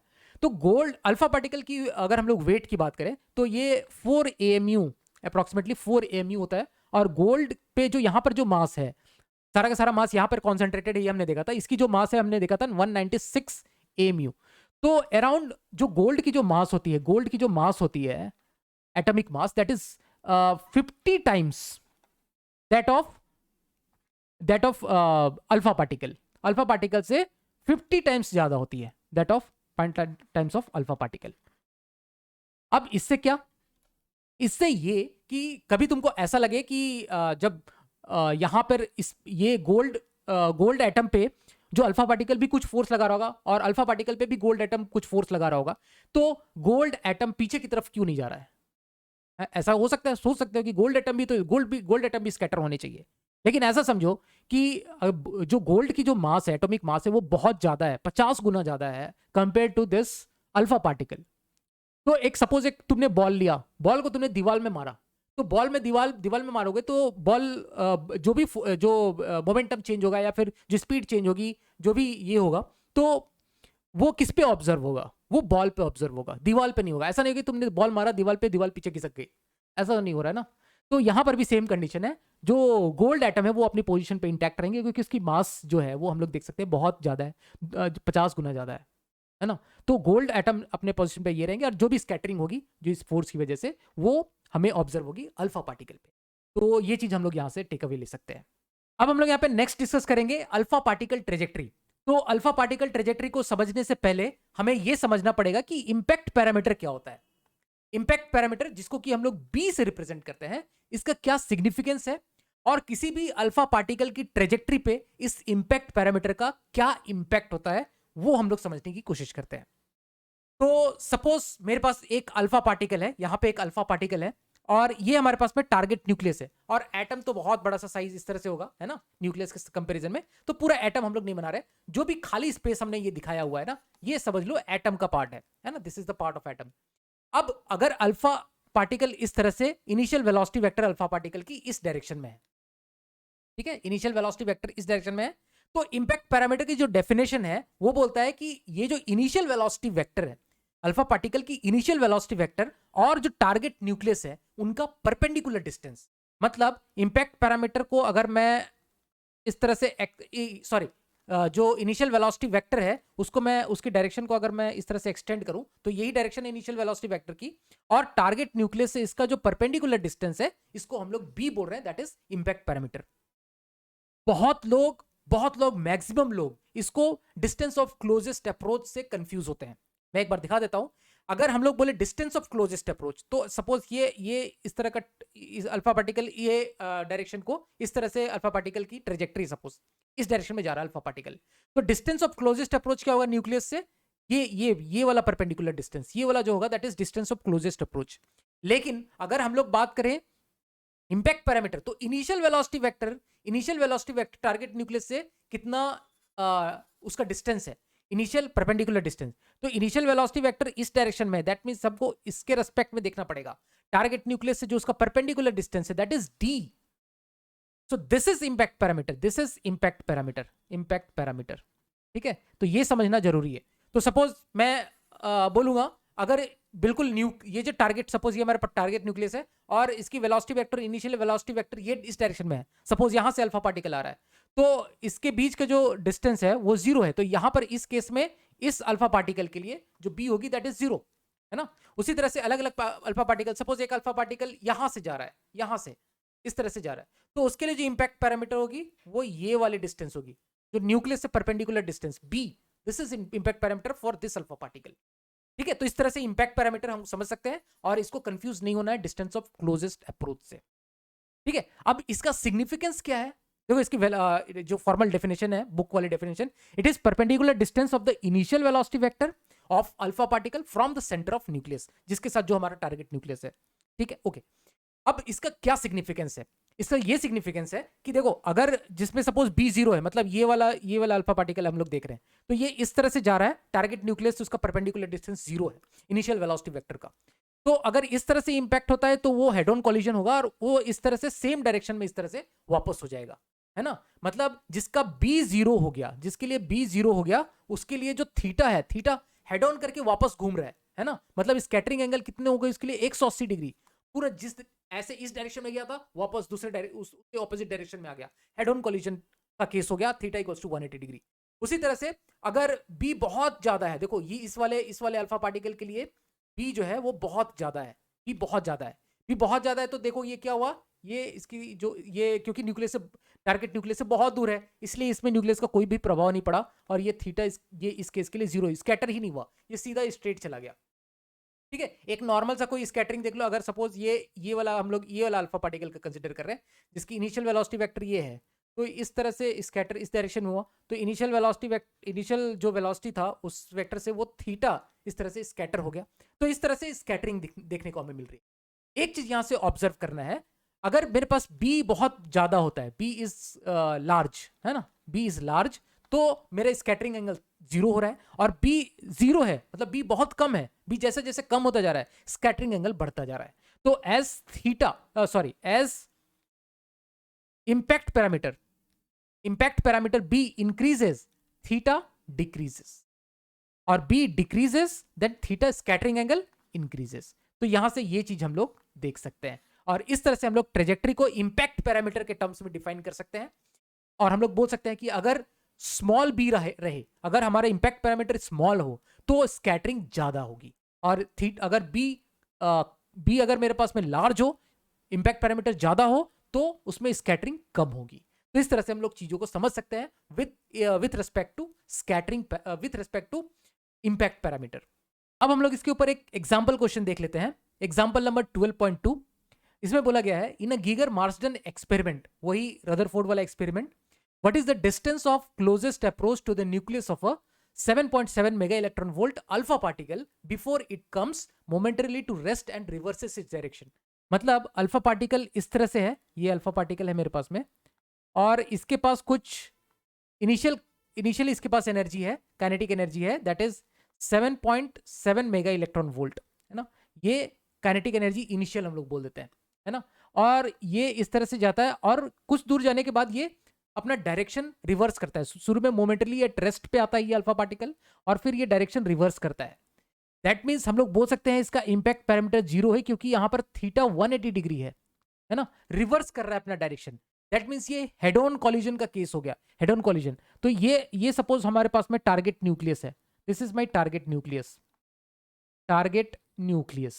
ठीक है, ये हेड ऑन कॉलिजन कर रहा था कुछ, तो अभी यहां पे बी जीरो है, इंपैक्ट पैरामीटर जीरो है, लेकिन अभी अगर हम लोग बात करें कि डिस्टेंस ऑफ क्लोजेस्ट अप्रोच क्या है, तो this is the distance of closest approach, suppose हम लोग इसको बोलते हैं डी। तो ये बेसिकली हमें निकालना है, ठीक है। ये हम लोग कैसे निकालें, हम लोग यूज करेंगे एनर्जी कंजर्वेशन, क्योंकि यहां पर सारे कंजर्वेटिव फोर्स है ना, इसलिए यहां पर total mechanical energy will be conserved. तो इनिशियली इस अल्फा पार्टिकल के पास सिर्फ काइनेटिक एनर्जी थी, इसके पास पोटेंशियल एनर्जी इनिशियली जीरो थी। फाइनली जब ये जो टारगेट न्यूक्लियस है उसके बहुत नजदीक पहुंच गया, और फिर अपना वापस डायरेक्शन अपना रिवर्स कर रहा है ना, अपना डायरेक्शन रिवर्स कर रहा है, तो इस केस में इसके पास जो काइनेटिक एनर्जी होगी वो जीरो हो जाएगी, और इसके पास कुछ पोटेंशियल एनर्जी होगी यहाँ पे, ठीक है, पोटेंशियल एनर्जी फाइनल, ये काइनेटिक एनर्जी फाइनल ऐसे लिखते हैं, ये फाइनल वाला पॉइंट है, and this is my initial point. तो यहाँ पे हम लोग टोटल मैकेनिकल एनर्जी कंजर्व कर सकते हैं, मतलब potential energy initial plus kinetic energy initial that is equal to potential energy final plus kinetic energy final, ये हम लोग यहाँ पे अप्लाई कर सकते हैं। ओके, अब यहां से पोटेंशियल एनर्जी इनिशियली जीरो है और फाइनल काइनेटिक एनर्जी हमारे पास में जीरो है, तो इनिशियल काइनेटिक एनर्जी जो हमें दिया हुआ है that is 7.7 mega electron volt, and that is my final potential energy, और फाइनल पोटेंशियल एनर्जी हम लोग कैसे लिखते हैं, पोटेंशियल एनर्जी हम लोग कैसे लिखते हैं, K into Q1 into Q2 divided by R, ठीक है, R उन दोनों के बीच का डिस्टेंस है, तो K इंटू हम लोग लिख सकते हैं Q1। अगर हम लोग अल्फा पार्टिकल की बात करें तो इसमें जो चार्ज है दैट इज 2 इलेक्ट्रॉन का चार्ज है, और टारगेट न्यूक्लियस के पास है वो सपोज Z उसका एटॉमिक नंबर है, तो Z इंटू E इतना उसके पास में चार्ज होगा, है ना, तो K इंटू हम लोग लिख सकते हैं 2E into ZE divided by R जो डिस्टेंस ऑफ क्लोजेस्ट अप्रोच है दैट इज D। तो ये बेसिकली हमें निकालना है, तो D बेसिकली हो जाएगा, K की वैल्यू आ जाएगी कितनी 9 इंटू 10⁻⁹ इंटू 2 है, 2 को 2 लिख दिया into Z into e square. तो जेड की वैल्यू कितनी आ जाएगी इस केस में? ये हमारे पास में कौन सा है? गोल्ड है। गोल्ड है तो जेड की वैल्यू 79 है, into e square that is 1.6 into 10⁻⁻19 का स्क्वायर। ये ई और ये दो ई आ जाएगा, divided by 7.7 mega electron volt है। तो 7.7 इंटू 10⁻, इसको हम लोग ऐसा यूनिट पे कन्वर्ट करेंगे, इंटू 10⁻6 इतना electron volt, into 1.6 into 10⁻⁻19 joule में आ गया ये। ठीक है, तो ये हम लोग अगर सॉल्व करें, इस चीज को हम लोग सॉल्व करें, तो डी की जो वैल्यू आती है वो 30 फेम्टोमीटर, 30 फेम्टोमीटर के अराउंड आती है, 30 फेम्टोमीटर। और एक फेम्टोमीटर में कितना? 10⁻⁻15 मीटर। तो ये डी यहां से हमें इस तरह से निकल के आती है। तो इस तरह के क्वेश्चंस को हम लोग इस तरह से सॉल्व कर सकते हैं। यहां पर 30 फेम्टोमीटर, 30 इंटू 10⁻⁻15 मीटर, ये आ जाएगा। ये यहां पर से डिस्टेंस ऑफ क्लोजेस्ट अप्रोच आ जाएगा। तो बेसिकली अगर यहां से देखा जाए ना, तो ये कभी हेड ऑन कॉलिजन हम लोग बोलते हैं, बट ये इस तरह से कॉलिजन हो ही नहीं रहा है। ये बेसिकली अगर दो चार्जेस हैं तो वो एक डिस्टेंस तक, क्लोजेस्ट अप्रोच तक जाएंगे, उसके बाद मोमेंटली एक रेस्ट पे आएगा, फिर वापस से वो रिवर्स करेगा अपना डायरेक्शन, है ना। और क्योंकि गोल्ड जो है वो हैवी है, 50 गुना ज्यादा हैवी होता है, इसलिए गोल्ड का जो न्यूक्लियस है वो स्थिर रहेगा। ये जो अल्फा पार्टिकल है वो मूव करेगा और वो अपना डायरेक्शन रिवर्स करेगा, है ना। और वो जो एक मिनिमम, मतलब कभी भी ये जाके ऐसा नहीं कि टकराएंगे नहीं। कोलिजन हर जगह हम लोग वर्ड यूज करते हैं, बट ये एक्चुअल में कभी टकराएंगे नहीं। वो एक मिनिमम डिस्टेंस, जो एक क्लोजेस्ट अप्रोच करने के बाद वो अपना डायरेक्शन इस तरह से रिवर्स कर देगा। हेड ऑन कॉलिजन के केस में कॉलिजन यहां पर एक्चुअल में नहीं हो रहा है, उसका बस मोमेंटम चेंज हो रहा है ना। उसका डायरेक्शन थीटा, स्कैटरिंग एंगल इस केस पे 180 डिग्री है, क्योंकि इसका जो इंपैक्ट पैरामीटर दैट इज 0। तो इस तरह से हम लोग चीजों को एनालाइज कर सकते हैं। अब हम लोग नेक्स्ट बात करेंगे इलेक्ट्रॉन ऑर्बिट्स के बारे में, और इसमें हम लोग कुछ इंपॉर्टेंट डेरिवेशंस भी देखेंगे। तो रदरफोर्ड का फाइनल कंक्लूजन क्या था? रदरफोर्ड ने बोला जो एटम है that is electrically neutral sphere. जो एटम का उन्होंने मॉडल बताया वो एक इलेक्ट्रिकली न्यूट्रल स्फीयर मॉडल बताया, इस तरह का स्फेरिकल मॉडल एटम का बताया। और इसके बीच में बहुत छोटा सा, बहुत छोटा सा मासिव, और उसमें सारे के सारे पॉजिटिवली चार्ज्ड न्यूक्लियस में लोकेटेड है। ये जो न्यूक्लियस बात कर रहे हैं यहां पे लोकेटेड है, ऐसा उन्होंने अपने मॉडल में बताया। पूरा जो एटम है उसको पूरा स्फेरिकल शेप में बताया, और एटम एज अ होल उन्होंने बताया कि ये इलेक्ट्रिकली न्यूट्रल है, क्योंकि जितने इलेक्ट्रॉन्स है उतने प्रोटॉन्स है, इलेक्ट्रिकली न्यूट्रल। और बीच में सारा का सारा मास उसका कॉन्सेंट्रेटेड है, बहुत छोटे से जगह में टाइटली स्पेस्ड, और सारे पॉजिटिव चार्ज वहां रिसाइड कर रहे हैं, जिसको कि हम लोग न्यूक्लियस बोल रहे हैं। तो ये रदरफोर्ड का फाइनल मॉडल जो एटम का उन्होंने ये दिया। और उन्होंने बताया कि जो इलेक्ट्रॉन्स हैं वो एक फिक्स्ड ऑर्बिट में इस तरह से रिवॉल्व कर रहे होते हैं, है ना। इलेक्ट्रॉन्स जो है वो फिक्स्ड ऑर्बिट में इस तरह से रिवॉल्व कर रहे हैं।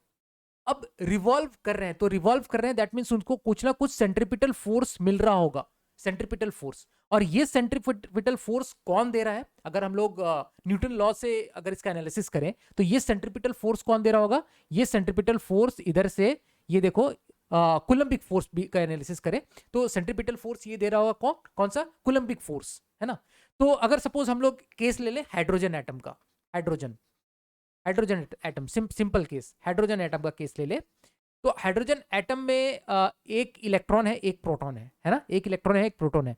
तो अगर हम लोग बात करें जो सेंटर में जो चार्ज होगा, जो इसके न्यूक्लियस में जो चार्ज होगा, वो कितने का? प्लस ई का चार्ज होगा, एक इलेक्ट्रॉन का चार्ज होगा। प्रोटॉन है तो उस पर चार्ज कितना है? एक इलेक्ट्रॉन का चार्ज है, प्लस में इलेक्ट्रॉन का चार्ज है। और इस तरह से इलेक्ट्रॉन इस तरह से घूम रहा है ना, इस तरह से घूम रहा है। तो इसमें अगर हम लोग देखें कि ये जो फोर्स है, ये इस तरफ जो फोर्स है वो कितना फोर्स है? वो अट्रैक्शन फोर्स, क्योंकि एक पे पॉजिटिव चार्ज है, एक नेगेटिव चार्ज है, ये वाला नेगेटिव चार्ज है और सेंटर में पॉजिटिव चार्ज है। तो ये अट्रैक्शन फोर्स कितना मिल रहा है इसको? अट्रैक्शन फोर्स हम लोग लिखेंगे k q1 q2 by r square. तो k की वैल्यू हो जाएगी 1/4 पाई एप्सिलॉन नॉट, हमने ऑलरेडी देख भी रखा है इसको। q1 एक, इसको अगर हमने 1 मान लिया, इसको 2 मान लिया, तो q1 into e divided by r square, k q1 q2 by r square. अगर ये r रेडियस के ऑर्बिट में ये इलेक्ट्रॉन अगर घूम रहा है तो this is the centripetal force, और ये कूलम्बिक फोर्स इसको सेंट्रीपिटल फोर्स प्रोवाइड कर रहा है। यहां से हम लोग बोल सकते हैं जो सेंट्रीपिटल फोर्स है, सेंट्रीपिटल फोर्स को हम लोग क्या लिख सकते हैं? हम लोग लिख सकते हैं mv square upon r. Centripetal force is mv square upon r, that is e square, e into e square लिख दिया, 4 pi epsilon naught r square. ये आर से ये आर कैंसिल आउट हो गया, और यहां से हम लोग आर की वैल्यू अगर देखना चाहे कौन से जो रेडियस होगी उसकी, जो रेडियस होगी वो कितनी होगी, तो that is equal to that will be equal to e square divided by 4 pi epsilon naught m v square. तो ये यहां से हम लोग रेडियस के लिए डिराइव कर सकते हैं, इस चीज को रेडियस के लिए हम लोग डिराइव कर सकते हैं। ठीक है, तो ये तो हमने रेडियस के लिए डिराइव कर लिया। अब मैं इसको थोड़ा सा यहां से थोड़ा रब कर दूं, बाकी चीजों को देख लेते हैं। इसमें हम लोग बात करेंगे काइनेटिक एनर्जी की। अगर हम लोग बात करेंगे उस इलेक्ट्रॉन की जो घूम रहा है, तो काइनेटिक एनर्जी हम लोग कैसे लिखते हैं, half into m into v square. तो देखो बाकी सब कुछ तैयार है, हाफ एम वी स्क्वायर की वैल्यू जो है ना, इस इक्वेशन से डायरेक्टली हम लोग पुट करेंगे एम वी स्क्वायर की वैल्यू। तो एम वी स्क्वायर की वैल्यू देखो, हाफ तो इधर लिख दिया, एम वी स्क्वायर की वैल्यू हो जाएगी e square divided by 4 pi epsilon naught r. तो यहां से हम लोग बोल सकते हैं कि काइनेटिक एनर्जी की वैल्यू हो गई e square upon 8 pi epsilon naught r. तो ये काइनेटिक एनर्जी की वैल्यू हो गई। ठीक है, उसी तरह से यहां से हम लोग पोटेंशियल एनर्जी निकाल सकते हैं। पोटेंशियल एनर्जी क्या होता है, पोटेंशियल एनर्जी होता है minus times of k into q one q two by r. तो क्यू वन क्यू टू कितना हो गया, ई स्क्वायर हो गया divided by r, r is r, और के को हम लोग 1/4 पाई एप्सिलॉन नॉट लिखेंगे, 4 पाई एप्सिलॉन नॉट आर। तो ये पोटेंशियल एनर्जी के लिए हमने डिराइव कर लिया। ओके, अब उसी तरह से टोटल एनर्जी हम लोग बोले, total energy is kinetic energy plus potential energy. तो this comes out to be, इन दोनों को जोड़ दिया तो ये बन जाएगा minus e square divided by 4 pi epsilon naught into r. तो ये टोटल एनर्जी हमारे पास में आ गया। टोटल एनर्जी इस तरह से हम लोग निकाल सकते हैं। So this is the total energy, sorry this ये आ जाएगा 8 आ जाएगा ना, 8 डिनोमिनेटर। ठीक है, तो ये टोटल एनर्जी हमारे पास में आ गया। तो इस तरह से हम लोग kinetic energy, potential energy, total energy और रेडियस का डिराइव कर सकते हैं फॉर हाइड्रोजन एटम के लिए, single electron system hydrogen atom के लिए इस तरह से हम लोग डिराइव कर सकते हैं। इसमें एक चीज देखने वाली बात है कि ये जो टोटल एनर्जी आ रही है, ये जो टोटल एनर्जी जो आ रही है, जो हम लोग यहां से देख सकते हैं, this total energy is negative. Total energy negative आ रहा है, इसका मतलब क्या, जो इलेक्ट्रॉन है वो बाउंड रहेगा न्यूक्लियस पे, न्यूक्लियस के अराउंड इलेक्ट्रॉन जो है वो बाउंड रहेगा। अगर यही टोटल एनर्जी अगर पॉजिटिव आ जाती तो न्यूक्लियस उड़ के चला जा सॉरी इलेक्ट्रॉन उड़ के चला जाता। लेकिन क्योंकि ये टोटल एनर्जी नेगेटिव है, इसलिए हम लोग यहां से बोल सकते हैं कि इलेक्ट्रॉन जो है वो बाउंड रहेगा अबाउट न्यूक्लियस, इलेक्ट्रॉन बाउंड रहेगा अराउंड न्यूक्लियस। तो यहां से ये चीज हम लोग इन्फ्रेंस ले सकते हैं। तो इसके ऊपर हम लोग एक एग्जाम्पल क्वेश्चन देख लेते हैं। हालांकि ये जो क्वेश्चन है फॉर्मूला बेस्ड क्वेश्चन है, जो भी हमने अभी डेरिवेशन किया उसी के ऊपर ये सवाल है। ये है एग्जाम्पल नंबर 12.3। इसमें बोला गया है, it is found experimentally that 13.6 electron volt energy is required to separate a hydrogen atom into a proton and an electron. मतलब एक हाइड्रोजन एटम में से इलेक्ट्रॉन को अलग करना है, हमें वही करना है, प्रोटॉन और इलेक्ट्रॉन में डिवाइड करना है, तो हाइड्रोजन एटम में से हमें इलेक्ट्रॉन को निकालना है। तो हाइड्रोजन एटम में से इलेक्ट्रॉन को निकालने के लिए जो बोल रहा है दैट इज 13.6 इलेक्ट्रॉन वोल्ट, मतलब इस इलेक्ट्रॉन को हमें इतनी एनर्जी देनी पड़ेगी निकालने के लिए। और ये एनर्जी किसके बराबर होगी, इलेक्ट्रॉन की टोटल एनर्जी के बराबर होगी। नेगेटिव में वो एनर्जी है क्योंकि वो बाउंडेड है, तो नेगेटिव में एनर्जी है, इतनी एनर्जी हमने दे दी उसको, तो वो फ्री हो जाएगी, क्योंकि उसके पास जो एनर्जी हो जाएगी दैट विल बी 0, तो वो फ्री हो जाएगा। ठीक है, तो अभी इसके पास अभी अगर बोला जाए तो इलेक्ट्रॉन के पास -13.6 इलेक्ट्रॉन वोल्ट की टोटल एनर्जी होगी, है ना। उसमें हम लोग 13.6 ऐड करेंगे तो इलेक्ट्रॉन फ्री हो जाएगा और हम लोग बोलेंगे कि हमने उसको सेपरेट कर दिया है। तो -13.6 is the total energy of that electron. ठीक है, और टोटल एनर्जी का हमने ऑलरेडी डेरिवेशन कर रखा था, that is equal to -E square upon 8 pi epsilon naught into r. अब इसमें एक ध्यान देने वाली बात है, इधर वाला जो चीज है सब कुछ हमें जूल के फॉर्म में, जब सबको हमें यूनिट हमेशा हमें ध्यान रखना है, एसआई यूनिट में हमें लिखना है सबको, हमेशा एनर्जी या फिर कुछ भी चीज जो रहे वो एसआई यूनिट में लिखना है। तो अभी यहाँ पर इलेक्ट्रॉन वोल्ट में दिया हुआ है, तो ये चीज बच्चे हमेशा गड़बड़ कर देते हैं कि इसको इलेक्ट्रॉन वोल्ट में रख के ही सब कुछ कैलकुलेट कर देते हैं। हमें इसको कन्वर्ट करना पड़ेगा जूल में। तो ये -13.6 इंटू इलेक्ट्रॉन वोल्ट में कितना जूल हो गया, 1.6 इंटू 10⁻⁻19। इस तरह से हमें कन्वर्ट करना पड़ेगा, equals to e square upon 8 pi epsilon naught are.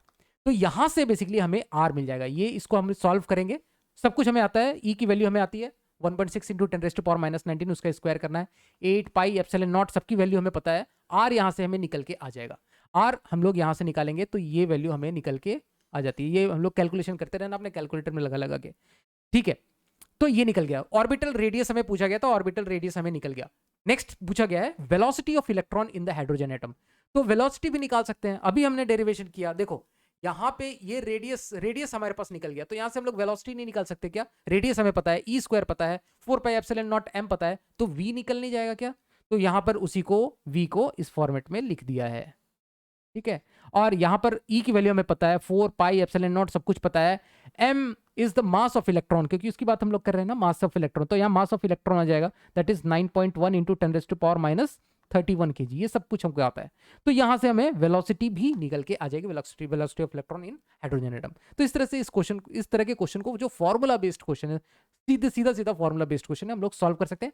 ध्यान देने वाली बात है, एनर्जी जब भी इलेक्ट्रॉन वोल्ट में एनर्जी दी जाएगी, हमेशा एनर्जी इलेक्ट्रॉन वोल्ट में यहाँ पर दी जाएगी, उसको एसआई यूनिट में कन्वर्ट कर लेना, जूल में कन्वर्ट कर लेना, ये गड़बड़ हो जाती है।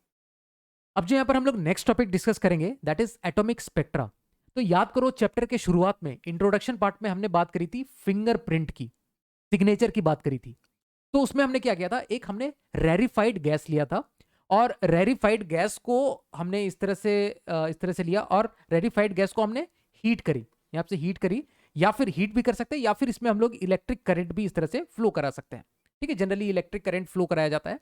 तो इस तरह से रेरिफाइड गैस में हमने जब इलेक्ट्रिक करंट पास करी, तो इसमें से हमें क्या देखने को मिला, ये कुछ रेडिएशन इस तरह से एमिट कर रहे हैं, है ना, कुछ रेडिएशन इनमें से एमिट हो रहा है।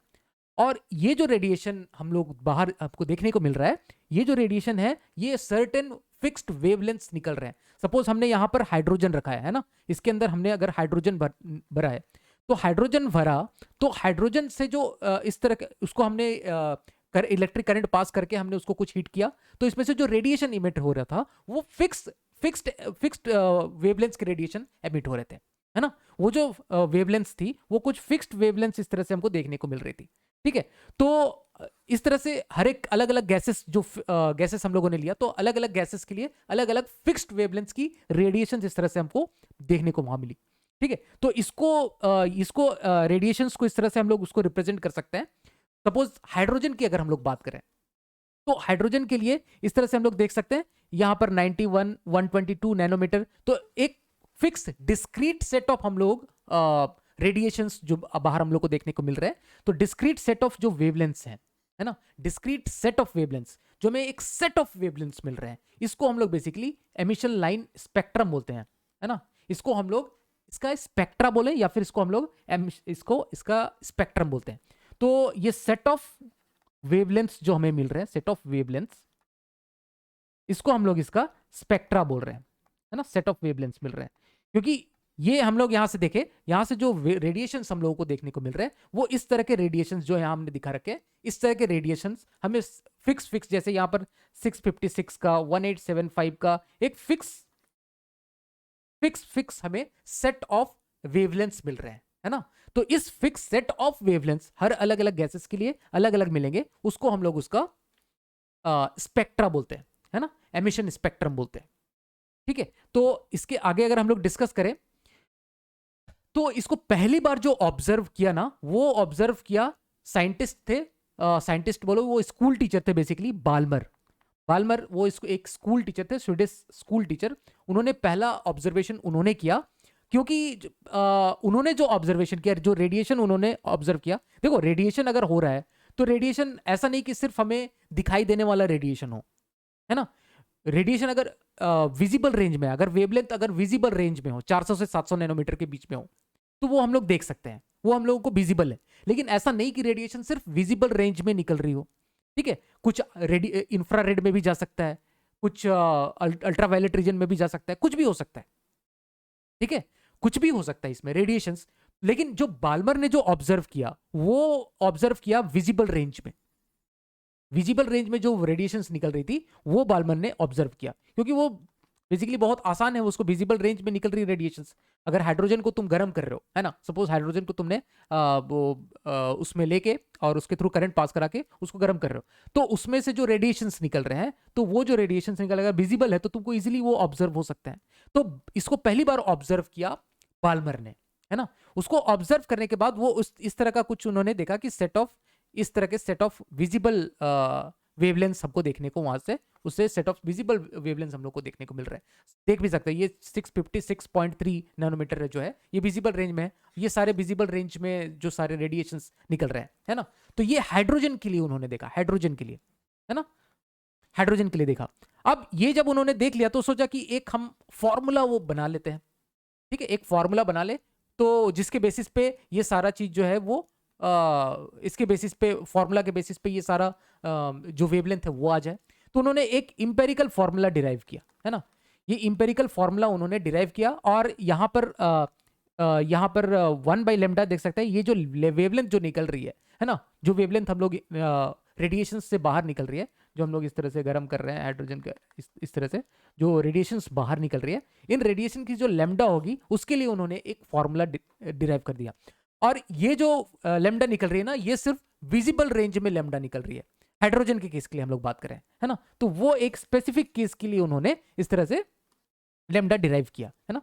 तो जो लैम्डा है, लैम्डा जो हमें निकालना है, जो वेवलेंथ निकालना है, आर एक कांस्टेंट है जिसको कि हम लोग रिडबर्ग कांस्टेंट बोलते हैं, उसकी वैल्यू 1.097 × 10⁻⁷ है ना।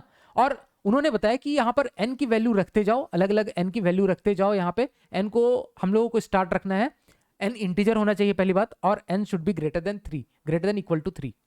ये उन्होंने कंडीशन रखी। n को 3 रखेंगे तो n को सपोज हमने यहाँ पर 3 रखा तो 3 स्क्वायर हो गया, तो जो वेवलेंथ हमको देखने को मिलेगी वो ये वाली वेवलेंथ हमको मिलेगी, ठीक है। उन्होंने बताया ये वेवलेंथ देखने को मिलेगी, ठीक है। उसी तरह से n को रख दिया हमने 4, सपोज 4 रखा तो नेक्स्ट हमको ये वेवलेंथ देखने को मिलेगी। n को हमने रख दिया 5, ठीक है, तो ये वाली वेवलेंथ हमको देखने को मिलेगी।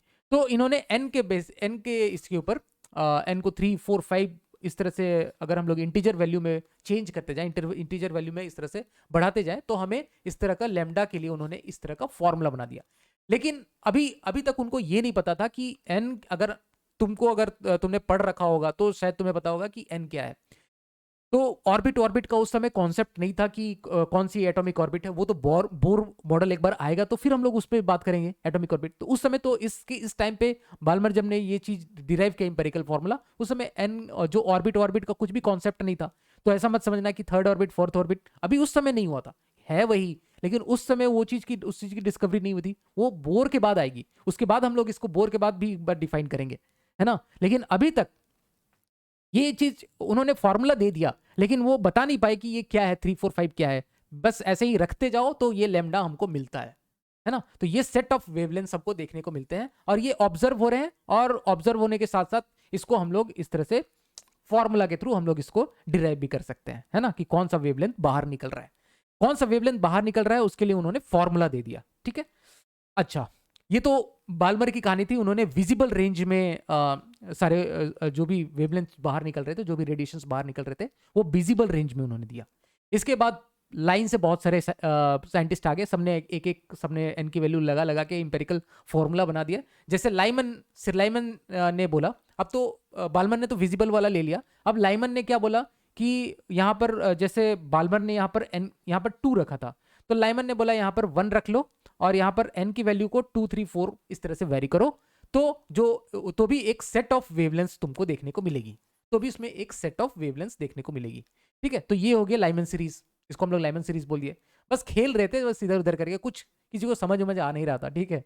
ये बेसिकली इंपेरिकल फॉर्मूला है, सब किसी को कुछ नहीं पता था कि 2, 3, 4 क्या है। बस इंटीजर वैल्यू रखने पे ये जो वेवलेंथ एमिट हो रही है ना, जो वेवलेंथ एमिट हो रही है वो उसकी वैल्यू आ जा रही थी, बस, ठीक है। तो 2, 3, 4 खेलो, इधर 1 रख दिया और 2, 3, 4 के साथ खेल लो। उसी तरह से पास्चन ने यहाँ पर 3 रखा और बोला कि यहाँ सर n को 4, 5, 6 उसके हायर वैल्यूज में, इंटीजर वैल्यूज में इंक्रीज करते जाओ। उसी तरह से ब्रैकेट ने इसको 4 रख दिया, यहाँ पे 4 रख दिया और n की वैल्यू को बोला कि ऊपर 5, 6, 7 ऐसे लेते जाओ तो तुमको रेडिएशंस मिल जाएगी, ठीक है। तो इसका जो स्पेक्ट्रम है हम लोग यहाँ से देख सकते हैं, यहाँ पर दिखाया गया है ना। यहाँ से हम लोग देख सकते हैं जो लाइमन सीरीज है मेरी, है ना, लाइमन सीरीज यहाँ से इतने नैनोमीटर तक ये चीज वेरी करती है। n इक्वल्स ये इधर ये हमने इसको 1 रखा तो लाइमन सीरीज आया। उसके बाद नेक्स्ट आएगी बाल्मर सीरीज आएगी, वो यहाँ से यहाँ तक, जो यहाँ से यहाँ तक आ जाएगी, ठीक है। ये हमारा विजिबल रेंज है, विजिबल रेंज वेवलेंथ का, ठीक है। तो ये इसको दिखा, ठीक है। तो ये सारी चीजें अभी ये लोग कर रहे थे, है ना, लाइमन, बाल्मर, पास्चन। तो सीरीज में कैसी आएगी, यहाँ से देखो, पहले लाइमन आएगी, फिर बाल्मर आएगी, एक्सप्लेनेशन नहीं था किसी के पास, और अभी एज ऑफ नाउ हमारे पास भी नहीं है। हम लोग जब बोर मॉडल पढ़ लेंगे तब हम लोग इसको प्रॉपरली एक्सप्लेन करेंगे कि क्या एक्चुअल में ये की चीज क्या चल रहा है, क्यों हम लोग 2 3 4 ऐसा कुछ भी ऐसे रखे जा रहे हैं, है ना। तो ये इंपेरिकल फॉर्मूला इन लोगों ने दे दिया और अपने अपने नाम पे एक फॉर्मूला बुक कर दिया। रेडिएशंस का सेट है और एक स्पेक्ट्रम है, वो इन्होंने अपने अपने नाम पे बुक कर लिया। अब ये जो कंप्लीट जो हमने पढ़ा अभी, ये सब किसके बेसिस पे हो रहा था? रदरफोर्ड्स के मॉडल के बेसिस पे हम लोग सब कुछ कर रहे थे। लेकिन रदरफोर्ड के मॉडल में ये चीज तो नहीं था कि कौन सी ऑर्बिट है। हाँ, इतना पता था कि एक फिक्स्ड ऑर्बिट में इलेक्ट्रॉन्स घूमती है, लेकिन वो ऑर्बिट कौन सी है ना, वो सब चीज कुछ भी हमें पता नहीं था कि कौन सी ऑर्बिट में घूम रही है, इलेक्ट्रॉन्स कौन सी ऑर्बिट में रहती, वो सब चीज के बारे में कुछ भी जानकारी नहीं थी। ठीक है, तो अब हम लोग यहाँ पर लिमिटेशंस देखते हैं कि अभी तक हमने जो एटॉमिक मॉडल देखा उसमें क्या लिमिटेशंस आ रही थी। तो ये जो हमने फॉर्मूला डिराइव किया ना, लाइमन पाशन बार्मर ब्रैकेट प्रीफंड, ये सब जो हमने फॉर्मूला डिराइव किया, तो वो जो फॉर्मूला डिराइव किया that is only valid for hydrogen, singly ionized helium and doubly ionized lithium. ठीक है, इन सब के लिए ये चीज वैलिड आ रहा था, बाकी जो भी ये हमने फॉर्मूला डिराइव किया।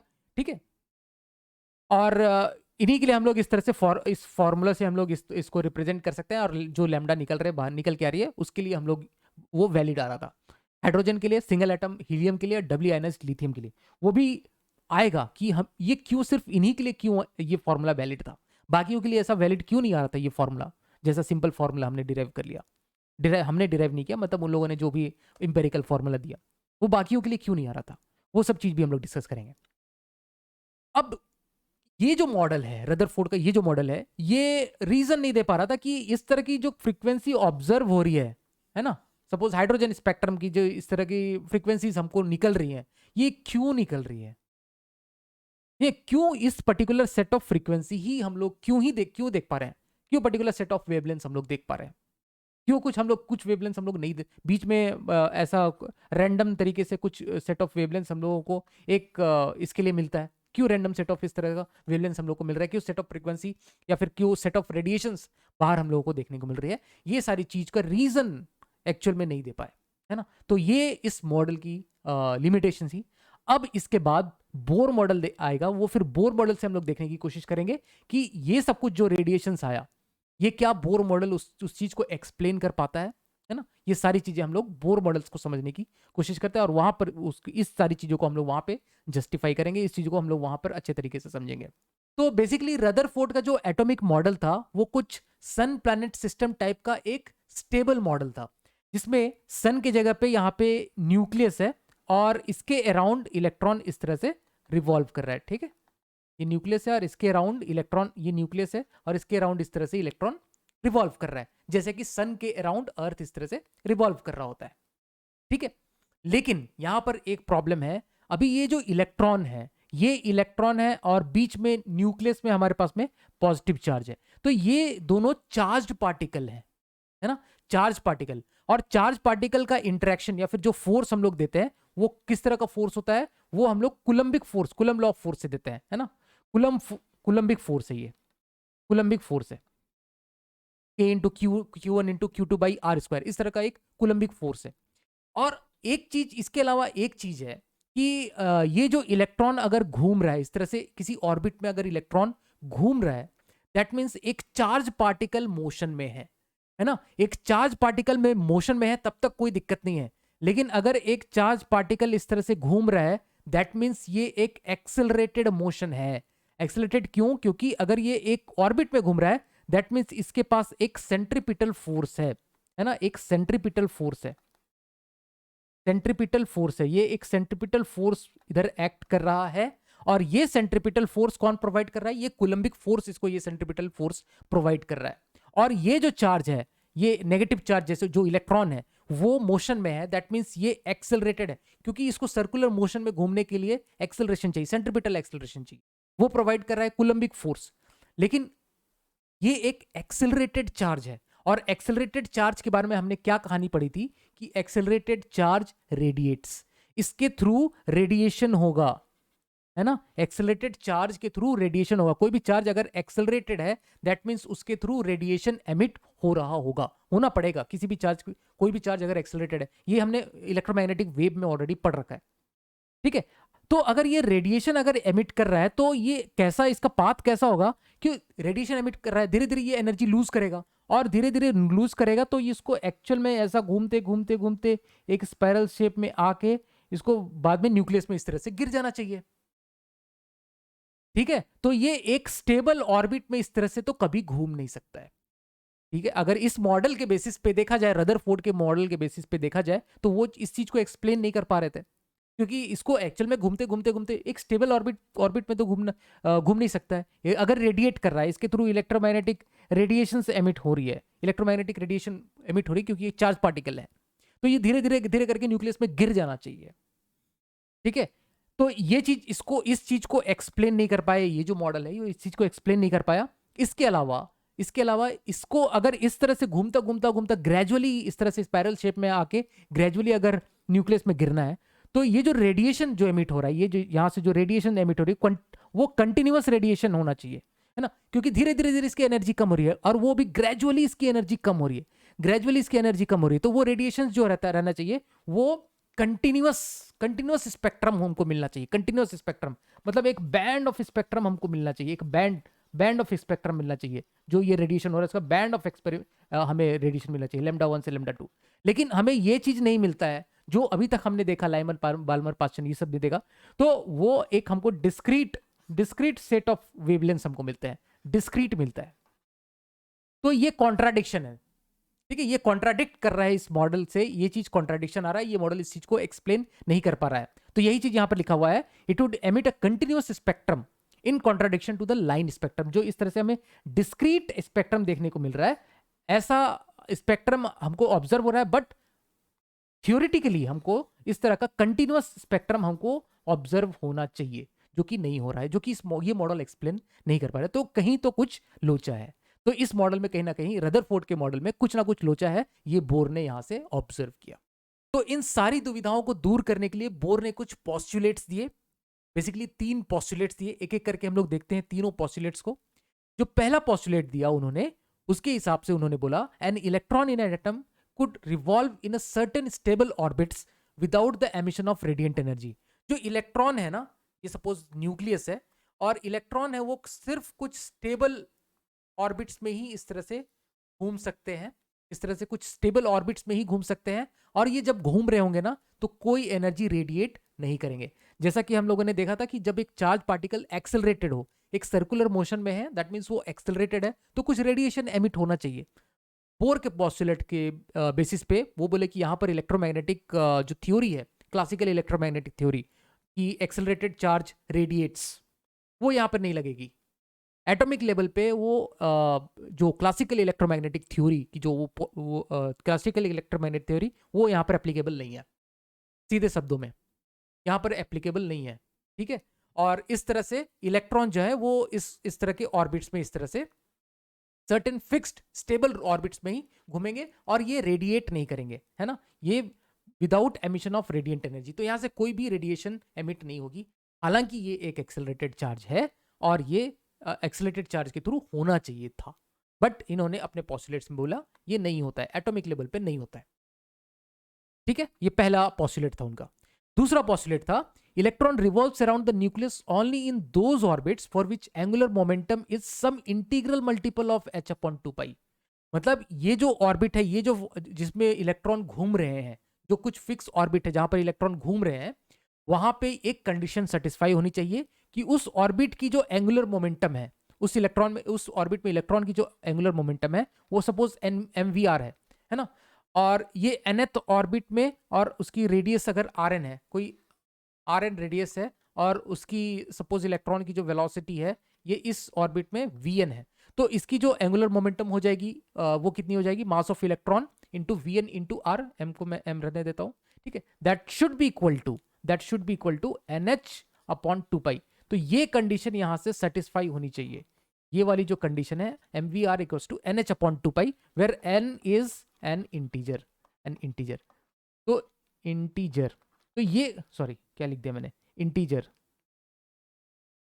तो ये कंडीशन सेटिस्फाई होगी तब वही उसी ऑर्बिट में इलेक्ट्रॉन्स घूमेंगे, वही स्टेबल ऑर्बिट्स होगी, है ना। तो ये उनका दूसरा पॉस्टुलेट था, एन यहां पर इंटीजर होना चाहिए। ऐसा नहीं होना चाहिए कि 3/4 ऐसा कुछ बोल दे तो 3/4 3h/4 पाई ऐसा एग्जिस्ट करेगा, तो ऐसा नहीं कर पाएगा, है ना। क्योंकि यहां पर अगर 3h/4 पाई को हम लोग ऐसा लिख सकते हैं 3/2h/2 पाई, तो यहां पर ये जो n की जो वैल्यू है दैट इज नॉट इंटीजर। तो इस तरह के वैल्यूज, इस तरह के जो ऑर्बिट्स हैं वो एग्जिस्ट नहीं करेंगे। तो इस तरह का कंडीशन हमारे सेटिस्फाई होना चाहिए अगर इलेक्ट्रॉन को किसी ऑर्बिट में घूमना है। तो मतलब ऐसा समझ लो कि किसी ऑर्बिट को ये कंडीशन सेटिस्फाई करनी पड़ेगी तभी वो ऑर्बिट एग्जिस्ट करेगा, है ना। ये एंगुलर मोमेंटम के की जो कंडीशन उन्होंने रखी, ठीक है। तो ये दूसरा पोस्टुलेट था। अब इनका जो लास्ट पोस्टुलेट था, electron might take a transition from one of its radiating orbits to another of lower energy. तो इलेक्ट्रॉन्स जो है यहां से यहां तक जंप कर सकता है, एक ऑर्बिट से दूसरे ऑर्बिट से जंप कर सकता है, ठीक है। इस तरह का जंपिंग पॉसिबल है। लेकिन जब ये जंप करेगा, when it does so, a photon is release. तो यहां पर से जो इस तरह से जो एनर्जी रिलीज हुआ, यहां से एक ऑर्बिट से दूसरे ऑर्बिट में इलेक्ट्रॉन अगर जंप करता है तो एक एनर्जी रिलीज होती है। वो जो एनर्जी रिलीज होती है बेसिकली यहां पर एक फोटोन रिलीज होती है, इस तरह से फोटोन रिलीज होगी। और वो बेसिकली उसकी जो एनर्जी होगी, उस फोटोन की जो एनर्जी होगी, वो इन दोनों ऑर्बिट्स के बीच की जो डिफरेंस, एनर्जी की जो डिफरेंस है, वो एनर्जी के डिफरेंस की एनर्जी की फोटोन वहां से रिलीज होगी, ठीक है। सपोज यहां से यहां तक जो ट्रांजिशन करता है, तो यहां पर इसकी एनर्जी है ई इनिशियल और यहां पर इसकी एनर्जी है ई final.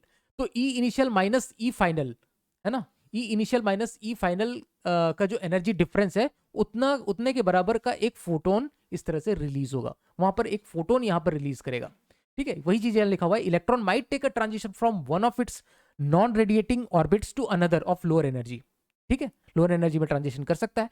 When it does so, a photon is emitted having energy equal to the energy difference between initial and final states, ठीक है। तो ये इनका तीसरा पोस्टुलेट था। तो बेसिकली इन्होंने यहाँ पर 3 पोस्टुलेट्स दिए बोर ने, और इसके बेसिस पे अब यहाँ पे सब कुछ एक्सप्लेन हो जाता है। और हम लोग अभी कुछ देर के बाद देखेंगे अगले टॉपिक में कि ये जो फोटोन्स यहाँ पर निकल रहे हैं ना, यहाँ पर जो फोटोन्स निकल रहे हैं वही बेसिकली जो रेडिएशन हम लोग को मिलता है ना, वो इसी फोटोन की वजह से जो रेडिएशन देखने को मिलता है, जो डिस्क्रीट रेडिएशंस, क्योंकि इलेक्ट्रॉन का जंप होता है from one orbit to another, और उसकी वजह से फोटोन रिलीज होते हैं। और वही डिस्क्रीट एनर्जी, वही डिस्क्रीट वेवलेंथ, वही डिस्क्रीट फ्रीक्वेंसी, वेवलेंथ, कुछ भी बोलो, वही डिस्क्रीट वेवलेंथ हमको यहां पर देखने को मिलता है, जो कि दो ऑर्बिट के बीच का जो एनर्जी डिफरेंस होता है, उस एनर्जी डिफरेंस के बराबर का जो फोटोन रिलीज होता है या फिर रेडिएशन वही रिलीज होता है, वो वेवलेंथ हम लोगों को यहां से देखने को मिलता है। तो ये सब कुछ बोर का मॉडल जो है, ये जो पॉस्टुलेट्स है, वो सब कुछ ये सारी चीजों को एक्सप्लेन कर देता है, ठीक है। अब यहां पर हम लोग थोड़ा सा डेरिवेशंस देख लेते हैं, कुछ इंपॉर्टेंट डेरिवेशंस है। तो हमने अभी जो कंडीशन देखा कि किसी पर्टिकुलर ऑर्बिट में अगर इलेक्ट्रॉन अगर nth ऑर्बिट में है, तो ये कंडीशन सेटिस्फाई होगा कि NH/2 pi that is equal to m into उस ऑर्बिट में, उस nth ऑर्बिट में उसकी वेलोसिटी vn लिख रहा हूं इंटू rn। तो ये कंडीशन पहले सेटिस्फाई होनी चाहिए, ठीक है। NH/2 pi that is equal to mvn rn। अच्छा, यहां से मैं rn लिख सकता हूं, यहां से rn लिखूंगा NH/2 पाई इंटू mvn, ये लिख सकता हूं, ठीक है। इसको मैं सेकेंड बोल देता हूं। अच्छा, अभी भी वही हम लोग ये बोलेंगे कि किसी भी ऑर्बिट में अगर इलेक्ट्रॉन घूम रहा है और उसकी रेडियस rn है ना, सपोज ये मेरे पास में न्यूक्लियस है और इस तरह से घूम रहा है इलेक्ट्रॉन, यहाँ से थोड़ा अच्छे से बना देते हैं, इस तरह से इलेक्ट्रॉन घूम रहा है और इसकी रेडियस अगर rn है, तो ये कंडीशन तो जरूर सेटिस्फाई होगी ना कि जो सेंट्रीपिटल फोर्स है that is equal to k q1 q2 by r square, that is 1/4 pi epsilon naught. Electron इस तरह से हम लोग देख रहे हैं, इलेक्ट्रॉन k q1 q2, अगर दो मेरे पास में ये है हाइड्रोजन एटम्स की अगर हम लोग बात कर रहे हैं, तो k into q1 into q2 divided by r n square, इस तरह से हम लोग लिख सकते हैं, है ना। अगर हम लोग हाइड्रोजन एटम कंसिडर करें तो यहाँ सिंगल इलेक्ट्रॉन, यहाँ पर सिंगल इलेक्ट्रॉन, इस तरह से हम लोग डिफाइन कर सकते हैं, ठीक है। तो k into q1 into q2 by r n square, इस तरह से हम लोग लिख सकते हैं ना, जो सेंट्रीपिटल फोर्स है वो इसके बराबर हो जाएगा, ठीक है। और सेंट्रीपिटल फोर्स को हम लोग अभी भी लिख सकते हैं ना, mv² बाई आर। और यहाँ पर क्योंकि nth ऑर्बिट की हम लोग बात कर रहे हैं, पर्टिकुलरली nth ऑर्बिट की बात करें, तो mv² upon r n that is equal to e upon 4 pi epsilon naught r n square. यहाँ से देखो आर एन से आर एन मैं कैंसिल कट कर सकता हूँ, और यहाँ से आर एन की वैल्यू नहीं, वी एन की वैल्यू मैं क्या निकाल सकता हूँ, देखो v n is equal to v n square is e upon 4 pi epsilon naught m r n.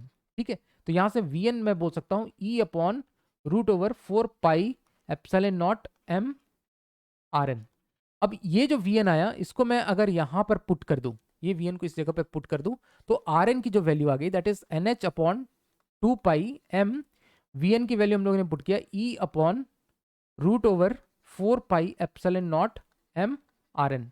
अब देखो यहाँ से एक आर एन उड़ा के मैं यहाँ रूट आर एन लगा सकता हूँ और दोनों साइड स्क्वायर कर दूं। आर एन की वैल्यू आ जाएगी n square h square upon 4 pi square m square e square into 4 pi epsilon naught m. तो यहाँ से एक m से m चला जाएगा, और 4 पाई से एक 4 पाई चला गया, हमारे पास बच गया n square h square epsilon not divided by pi m E square. और ये वैल्यू आ गई आर एन की, रेडियस ऑफ nth ऑर्बिट। ठीक है, रेडियस ऑफ nth ऑर्बिट आ गई। और यहाँ से अगर मैं बोलूँ कि ये हाइड्रोजन एटम के लिए हम लोग हाइड्रोजन एटम के लिए इस तरह से निकाल रहे हैं, अगर मैं R1 बोलूं तो इसको हम लोग बोर ऑर्बिट भी बोलते हैं, जिसको हम लोग A0 से रिप्रेजेंट करते हैं, है ना, बोर ऑर्बिट बोलते हैं। अगर हम लोग R1 बोले, n को हम लोग 1 पुट कर दें, n इक्वल्स टू 1 पुट कर दे, तो इसको हम लोग बोर ऑर्बिट भी बोल देते हैं। और n equals to 1 for hydrogen atom, ये जो आएगी value that is h square epsilon naught upon pi m e square, इतनी वैल्यू हमारे पास में आ रही है। तो ठीक है, तो इस तरह का डेरिवेशन सबको करना आना चाहिए। मैं इधर थोड़ा सा रब कर देता हूँ, मैं कुछ और बता देता हूँ। एनर्जी का भी मैं एक बार टोटल एनर्जी का भी डेरिवेशन बता देता हूँ, क्योंकि वो इंपॉर्टेंट है ना, टोटल एनर्जी। तो इससे पहले हमने जो टोटल एनर्जी देखी थी, टोटल एनर्जी वो हमने कितनी देखी थी? टोटल एनर्जी देखो हमने ऑलरेडी डिराइव किया था। टोटल एनर्जी कहाँ गया? हाँ, यहाँ पे देखो हमने टोटल एनर्जी डिफाइन किया था minus e square upon 8 pi epsilon naught are,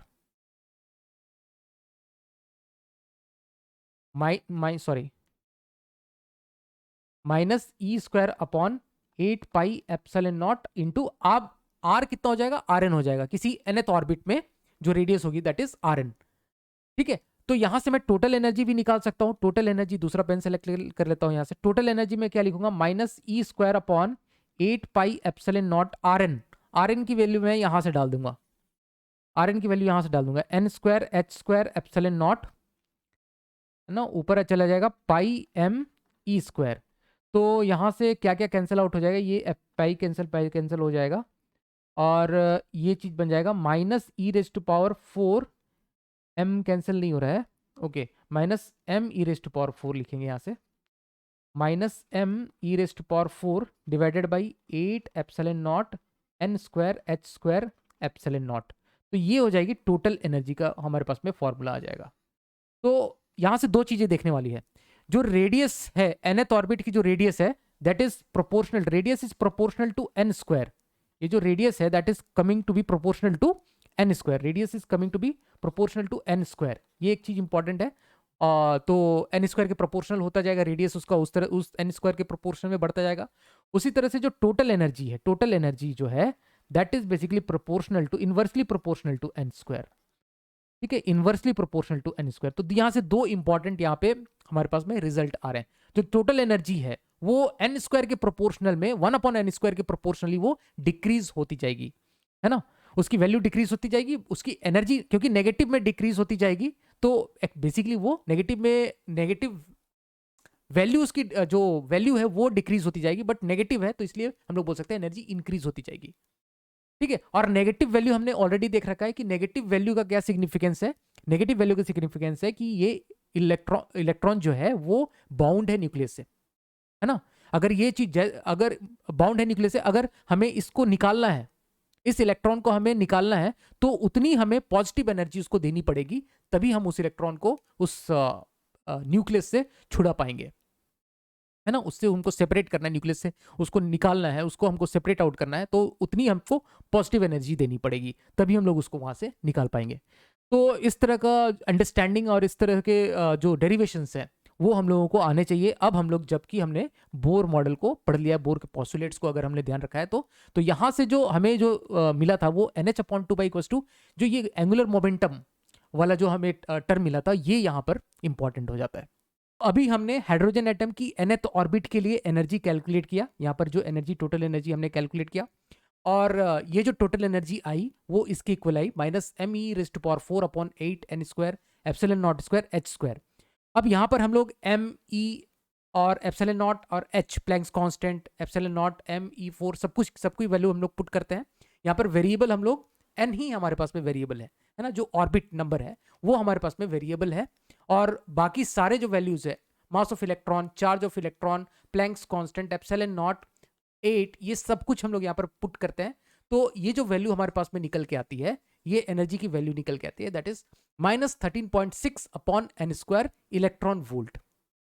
ठीक है, एक बढ़िया सा फॉर्मूला हमारे पास में निकल के आता है हाइड्रोजन एटम के nth ऑर्बिट की जो टोटल एनर्जी है, that is -13.6/n² electron volt. अब n = 1 अगर हम लोग पुट करेंगे तो ये वैल्यू हमें कितनी मिल जाएगी, -13.6। तो n = 1 को हम लोग ग्राउंड स्टेट बोलते हैं। ठीक है, n = 1 इज ग्राउंड स्टेट। तो n = 1 के क्या रिप्रेजेंट कर रहा है, सपोज ये एटम की न्यूक्लियस है और n = 1 ये है। ठीक है, उसी तरह से हम लोग अलग अलग ऑर्बिट बना सकते हैं। n = 2 आएगा, देन n = 3 आएगा, इस तरह से n = 1 है, n = 2 है, n = 3 आएगा। तो अलग अलग अगर इलेक्ट्रॉन यहाँ होगी, अगर इलेक्ट्रॉन यहाँ पे होती है तो उसकी जो एनर्जी होगी दैट इज -13.6, n = 1 और ग्राउंड स्टेट में। ठीक है, तो इस तरह से हम लोग निकाल सकते हैं। तो उसी तरह से अगर हम लोग बोले n = 2 हो तो यहाँ पर कितना हो जाएगा, -13.6/2² दैट इज 4। तो यहाँ से इसकी जो वैल्यू निकल के आती है दैट इज -3.4। उसके बाद n = 3 रखेंगे तो -1.51, उस n = 4 रखेंगे -0.85। अच्छा, अब ये जो माइनस का सिग्निफिकेंस समझ में आ रहा है, तो हम लोग ऐसा बोल सकते हैं कि जो ग्राउंड स्टेट में है, तो ग्राउंड स्टेट में जो इसकी एनर्जी होगी, ग्राउंड स्टेट में के लिए जो एनर्जी होगी, total energy, that is minimum energy है ग्राउंड स्टेट में। नेगेटिव में मैक्सिमम वैल्यू है, बट नेगेटिव में मैक्सिमम वैल्यू दैट मीन्स वो मिनिमम वैल्यू है ना, मिनिमम वैल्यू। तो ग्राउंड स्टेट में इसकी जो एनर्जी होगी दैट इज लोएस्ट। फिर जैसे जैसे एनर्जी लेवल्स हम लोग या एटॉमिक जैसे जैसे हम लोग ऑर्बिट नंबर बढ़ाते जाएंगे उसकी एनर्जी बढ़ती जाएगी, है ना। और क्योंकि यहाँ पर नेगेटिव है, मैं बार बार रिपीट कर रहा हूँ, क्योंकि यहाँ पर नेगेटिव एनर्जी है, दैट मीन्स ये जो इलेक्ट्रॉन है या फिर ये जो ऑर्बिट में जो इसके पास एनर्जी है वो इसको न्यूक्लियस के साथ बाउंड करके रखती है। ठीक है, और अगर हमें इस इलेक्ट्रॉन को बाहर निकालना है, सपोज वो n = 1 ऑर्बिट में ये इलेक्ट्रॉन पड़ा हुआ है, इस इलेक्ट्रॉन को बाहर निकालना है, तो इस इलेक्ट्रॉन को बाहर निकालने के लिए मुझे इसको 13.6 इलेक्ट्रॉन वोल्ट की एनर्जी देनी पड़ेगी अगर ये इस पे ग्राउंड स्टेट में है तो। उसी तरह से अगर ये n = 2 पे है तो मुझे 3.4 इलेक्ट्रॉन वोल्ट बाहर से एनर्जी देनी पड़ेगी इसको बाहर निकालने के लिए, इस इलेक्ट्रॉन को बाहर निकालने के लिए, या फिर इस इलेक्ट्रॉन को फ्री करने के लिए। इसकी टोटल एनर्जी 0, कम से कम 0 होनी चाहिए, है ना। नेगेटिव में एनर्जी है, दैट मीन्स ये बाउंड है, ये बाउंडेड बाई न्यूक्लियस है, ये बाउंडेड है ना। तो अब क्या किया, इसके ऊपर जब एक्सपेरिमेंट परफॉर्म हुए, है ना, तो ये जो हाइड्रोजन है, हाइड्रोजन के केस में क्या होता है, रूम टेम्परेचर पे, हाइड्रोजन के केस में रूम टेम्परेचर पे ये जो इलेक्ट्रॉन होते हैं वो इस तरह से फर्स्ट ऑर्बिट में ही होते हैं, दैट मीन्स ये ग्राउंड स्टेट में ही होते हैं। रूम टेम्परेचर की बात करें तो मोस्ट ऑफ द केसेस में, most of the hydrogen atoms में जो इलेक्ट्रॉन्स होते हैं वो इस तरह से ग्राउंड स्टेट में पाए जाते हैं, है ना। अब इसके ऊपर एक्सपेरिमेंट परफॉर्म किया गया, अब ग्राउंड स्टेट में एक ही इलेक्ट्रॉन, इसके पास तो एक ही इलेक्ट्रॉन है, अब इस इलेक्ट्रॉन को बाहर निकाला गया, उसके लिए कुछ एनर्जी इसको दी गई, कुछ बाहर निकाला गया, तो इसमें देखा गया इसको जो एनर्जी रिक्वायर्ड है दैट इज 13.6 इलेक्ट्रॉन वोल्ट। जैसे ही 13.6 इलेक्ट्रॉन वोल्ट इसको देते हैं तो ये आयोनाइज हो जाता है, दैट मीन्स ये इलेक्ट्रॉन यहां से बाहर निकल रहा है। तो वो एक्सपेरिमेंटली इस डेटा को वैलिडेट करता है। जो बोर मॉडल के बेसिस पे जो डेटा हम लोग 13.6 निकाल पा रहे हैं ग्राउंड स्टेट में, उसको वो एक्सपेरिमेंटली भी ये चीज वेरीफाई हो गया, दैट मीन्स ये एक्यूरेट मॉडल हमारे पास में आ चुका है ना। हाइड्रोजन एटम्स के केस में ये आयोनाइजेशन एनर्जी के थ्रू ये चेक भी कर लिया गया। ठीक है, ओके।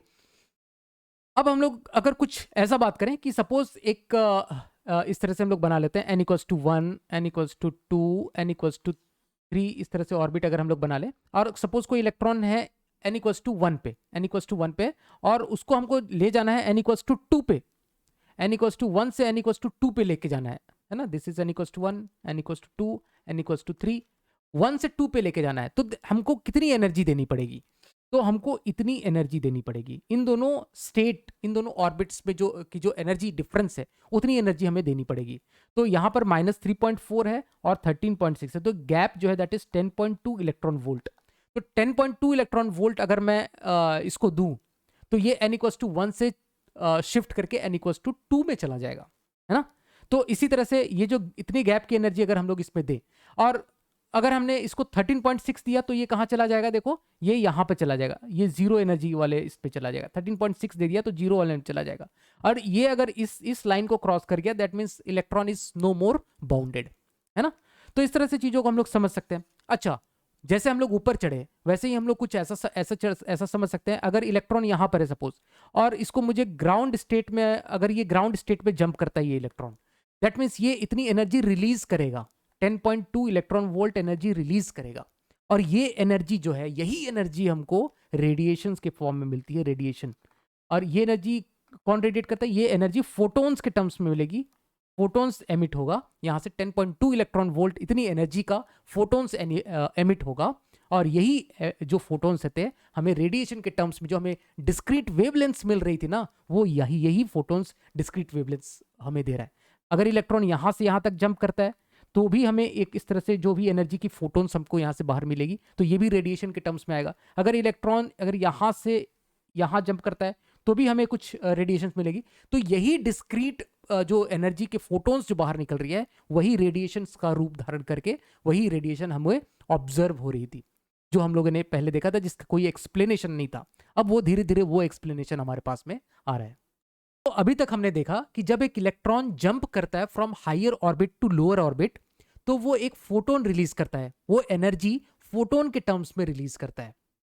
उसी चीज को अगर हम लोग मैथमेटिकली देखें, जो एनर्जी, जो टोटल एनर्जी का हमने डेरिवेशन कर रखा था इससे पहले वाले में, जो टोटल एनर्जी का इस तरह से हमने डेरिवेशन कर रखा है, तो हम लोग एक जनरल लेते हैं कि एक इलेक्ट्रॉन ट्रांजिशन कर रहा है हाइड्रोजन एटम में फ्रॉम Ni टू Nf, इस तरह से ट्रांजिशन कर रहा है ना, Ni से Nf में इस तरह से ट्रांजिशन कर रहा है, तो वो इस तरह से फोटोन रिलीज करेगा। और इसकी जो एनर्जी होगी दैट इज एच न्यू हम लोग इसको बोलते हैं। Ni से Nf में जंप कर रहा है और जनरल, और एच न्यू एनर्जी रिलीज कर रहा है ना। H nu from initial to final, ऐसा हम लोग डिफाइन कर देते हैं। तो this h nu from initial to final is basically energy difference of these two levels, ENI और ENF। जो एनर्जी का डिफरेंस होगा, इन दोनों का जो एनर्जी का डिफरेंस होगा, वो बेसिकली उतना का फोटोन रिलीज कर रहा है। तो ये बेसिकली हम लोग यहाँ पर इस तरह से लिख देते हैं। अब यहाँ पर एनर्जी, ये एनर्जी का ये फॉर्मूला अगर हम लोग यहाँ पे डाल दें तो हमें कुछ ये देखने को मिलेगा, है ना। ये फॉर्मूला हमारे पास में निकल के आ जाएगा।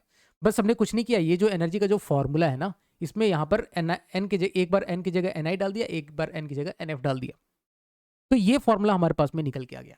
तो ये इस एनर्जी का बेसिकली फोटोन्स हमको यहाँ पर देखने को मिल रहा है।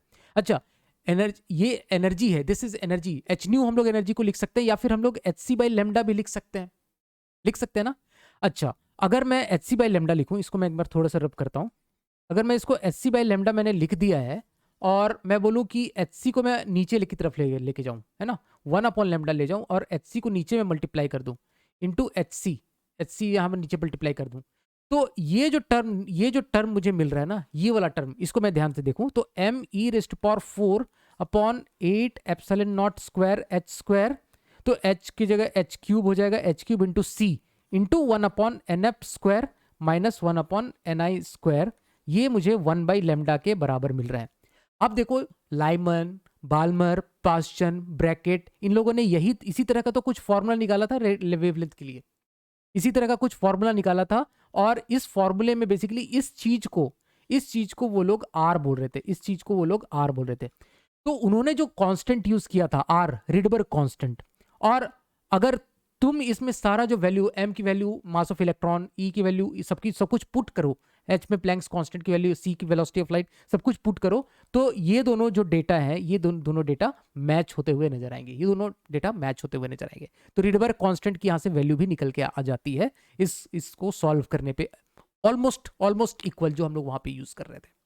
तो वो लोग जो इंपेरिकल फॉर्मूला यूज करते बिना जाने समझे, यहां पर ये चीज यहां पर पूरी अच्छे तरीके से एनर्जी के टर्म्स में डिराइव होके आई, और क्योंकि हम लोग यहाँ पर बोर मॉडल यूज कर रहे हैं, पूरे तरीके से ये डिराइव होके यहाँ से आई, है ना। अब इसी में देखो वो लोग कैसा खेले, जो लाइमन था उसने बोला कि मेरा एनएफ लाइमन के लिए 1 था, है ना, और ट्रांजिशन कहां से कहां तक हो रहे थे, फाइनल 1 था। अब इनिशियल कुछ भी हो सकता है, 2 से 1 में जंप कर सकता है इलेक्ट्रॉन, 3 से 1 में जंप कर सकता है, 4 से 1 में जंप कर सकता है, 5 से 1 में जंप कर सकता है, फाइनल 1 में पहुंचना है ना। तो ये जो भी जंप करके जो एनर्जी बाहर निकले, जो भी फोटोन्स बाहर निकल रहे हैं, जो भी वेवलेंथ्स बाहर निकल रहे हैं, तो उन वेवलेंथ्स का जो स्पेक्ट्रम है उसको हम लोग लाइमन सीरीज बोल रहे हैं। अगर किसी भी एनर्जी लेवल से n इक्वल्स टू 1 पे जंप करके जो हमें एक बैंड ऑफ हमें वेवलेंथ मिल रही है, एक सेट ऑफ वेवलेंथ मिल रही है, उस सेट ऑफ वेवलेंथ को हम लोग उस सेट ऑफ एनर्जी, उस सेट ऑफ वेवलेंथ को, उस सेट ऑफ फोटोन्स को, उसको हम लोग लाइमन सीरीज बोल रहे हैं। ठीक है, इसी में NF को 2 रख दिया, तो वो बन गया बाल्मर सीरीज। देखो उन लोगों ने क्या क्या उस समय बस इंपेरिकल फॉर्मूला के नाम पे थोड़ा एक एक बैंड ले गए, एक एक सेट ले गए और उन्होंने अपना नाम रख दिया उसमें, है ना। NF को 2 पुट कर दो तो बाल्मर सीरीज निकल के आ जाती है ना। तो इसी तरह से अलग अलग निकल के आ जाती है। तो बाल्मर सीरीज में कहाँ से n इक्वल्स टू 2 तक में जंप होगा, तो 3 से 2 में जंप हो सकता है, 4 से 2 में जंप हो सकता है, 5 से 2 में जंप हो सकता है, 6 से 2 में जंप हो सकता है, 7 से 2 में जंप हो सकता है। तो ये पूरे जो भी रेडिएशंस बाहर निकली या फिर जो भी फोटोन्स बाहर निकले, इसको हम लोग बाल्मर सीरीज बोलते हैं। उसी तरह से पास्चन, ब्रैकेट, इस तरह की सीरीज है। अच्छा, एक चीज इसमें इंपॉर्टेंट है, बाल्मर सीरीज तो हमने देखा था कि बाल्मर सीरीज जो है वो विजिबल रेंज में लाई करता है। विजिबल, इसकी जो रेडिएशंस बाहर निकल रही है, ये रेडिएशंस जो भी बाहर निकल रहे हैं वो विजिबल रेंज में होंगे। लाइमन जो आएगा वो अल्ट्रा वायलेट रेंज में होगा। लाइमन सीरीज जो भी निकल रहे हैं, ये जो भी वेवलेंथ बाहर निकल रहे हैं, ये अल्ट्रा वायलेट रेंज में होंगे। ओके, और पास्चन और ब्रैकेट जो होंगे वो इंफ्रारेड, ये जो रेडिएशन होगी वो इंफ्रारेड रेडिएशन, इंफ्रारेड रेंज में होगी। तो ये यहां से कुछ इंपॉर्टेंट बातें हो जाती है। अब हम लोग यहाँ पे नेक्स्ट बात करेंगे de Broglie's explanation of Bohr second postulate of quantization. तो बोर का जो सेकेंड पॉस्टुलेट था that was MVR that is equal to NH upon 2 pi. Bohr का सेकेंड पॉस्टुलेट के बेसिस पे उन्होंने क्या बोला कि जो एंगुलर मोमेंटम है किसी भी nth ऑर्बिट में, जो इलेक्ट्रॉन की एंगुलर मोमेंटम है, that is integral multiple of h upon 2 पाई। तो n यहाँ पर 1 2 3 इस तरह से कोई भी इंटीजर इस तरह से ले सकता है। अब ये जो बात बोली थी बोर का, जो ये पॉस्टुलेट था, ये पता नहीं कैसे उन्होंने बोली थी, पता नहीं उस जमाने में क्या सोच के कैसे कर दिया या फिर क्या क्या करके ये कर दिया, बट उन्होंने ये चीज बोल दिया। अब बोल दिया, लेकिन इस चीज को कोई हाथ पैर का ये चीज नहीं था, है ना, लेकिन हर चीज इसके थ्रू प्रूफ हो रहा था। जितने भी चीज है सब कुछ इसके थ्रू हम लोग प्रूफ कर पा रहे थे। तो डी ब्रोगली ने तो ऑलरेडी हमें ये बता रखा है कि कोई भी पार्टिकल है वो पार्टिकल वेव नेचर शो करता है, और उसकी जो वेवलेंथ है that is given by h upon p, है ना, that is h upon mv। इस तरह से किसी भी पार्टिकल का हम लोग वेव नेचर हम लोग देख सकते हैं। ठीक है, तो इलेक्ट्रॉन भी उस तरह से पार्टिकल है और इलेक्ट्रॉन भी वेव नेचर शो करेगा। ओके, सो उन्होंने बोला कि ये जो वेव है, इलेक्ट्रॉन अगर सपोज कोई इलेक्ट्रॉन अगर इस तरह से ऑर्बिट में इस तरह से घूम रहा है ना, ये न्यूक्लियस है और एक इलेक्ट्रॉन इस तरह से ऑर्बिट में घूम रहा है, इस ऑर्बिट में घूम रहा है, तो वो इस तरह से एक स्टैंडिंग वेव यहां पर बनाएगा ना, स्टैंडिंग वेव इस तरह से बनाएगा।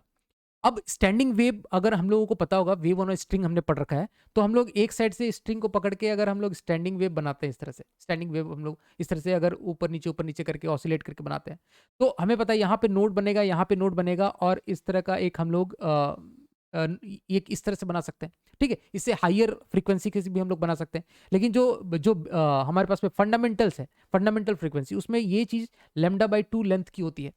इस ये चीज अगर λ/2 लेंथ की है, इसका मतलब ये समझो कि वेव को जो टोटल डिस्टेंस ट्रेवल कर रहा है, वेव जो टोटल डिस्टेंस ट्रेवल कर रहा है वो एक बार जाने समय एक λ/2 ट्रेवल कर रहा है, और ये फिर वापस से यहां तक लौट क्या रहा है, मतलब ये टोटल लैम्डा पाथ ट्रेवल कर रहा है जो अगर इस तरह का दो नोड्स इस तरह से अगर यहाँ पर बन रहे हैं तो टोटल लेमडा पाथ वो ट्रेवल कर रहा है, एक बार जाएगा और वेव वापस से आएगा, तो total path travelled is lambda, है ना।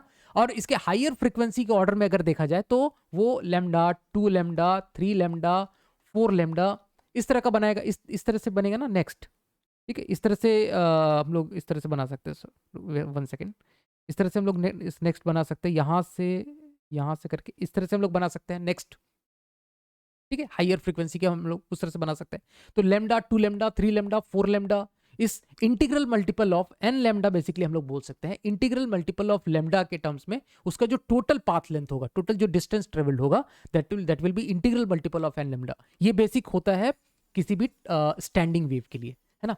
तो यहाँ पर भी स्टैंडिंग वेव पैटर्न यहाँ पर बन रहा है।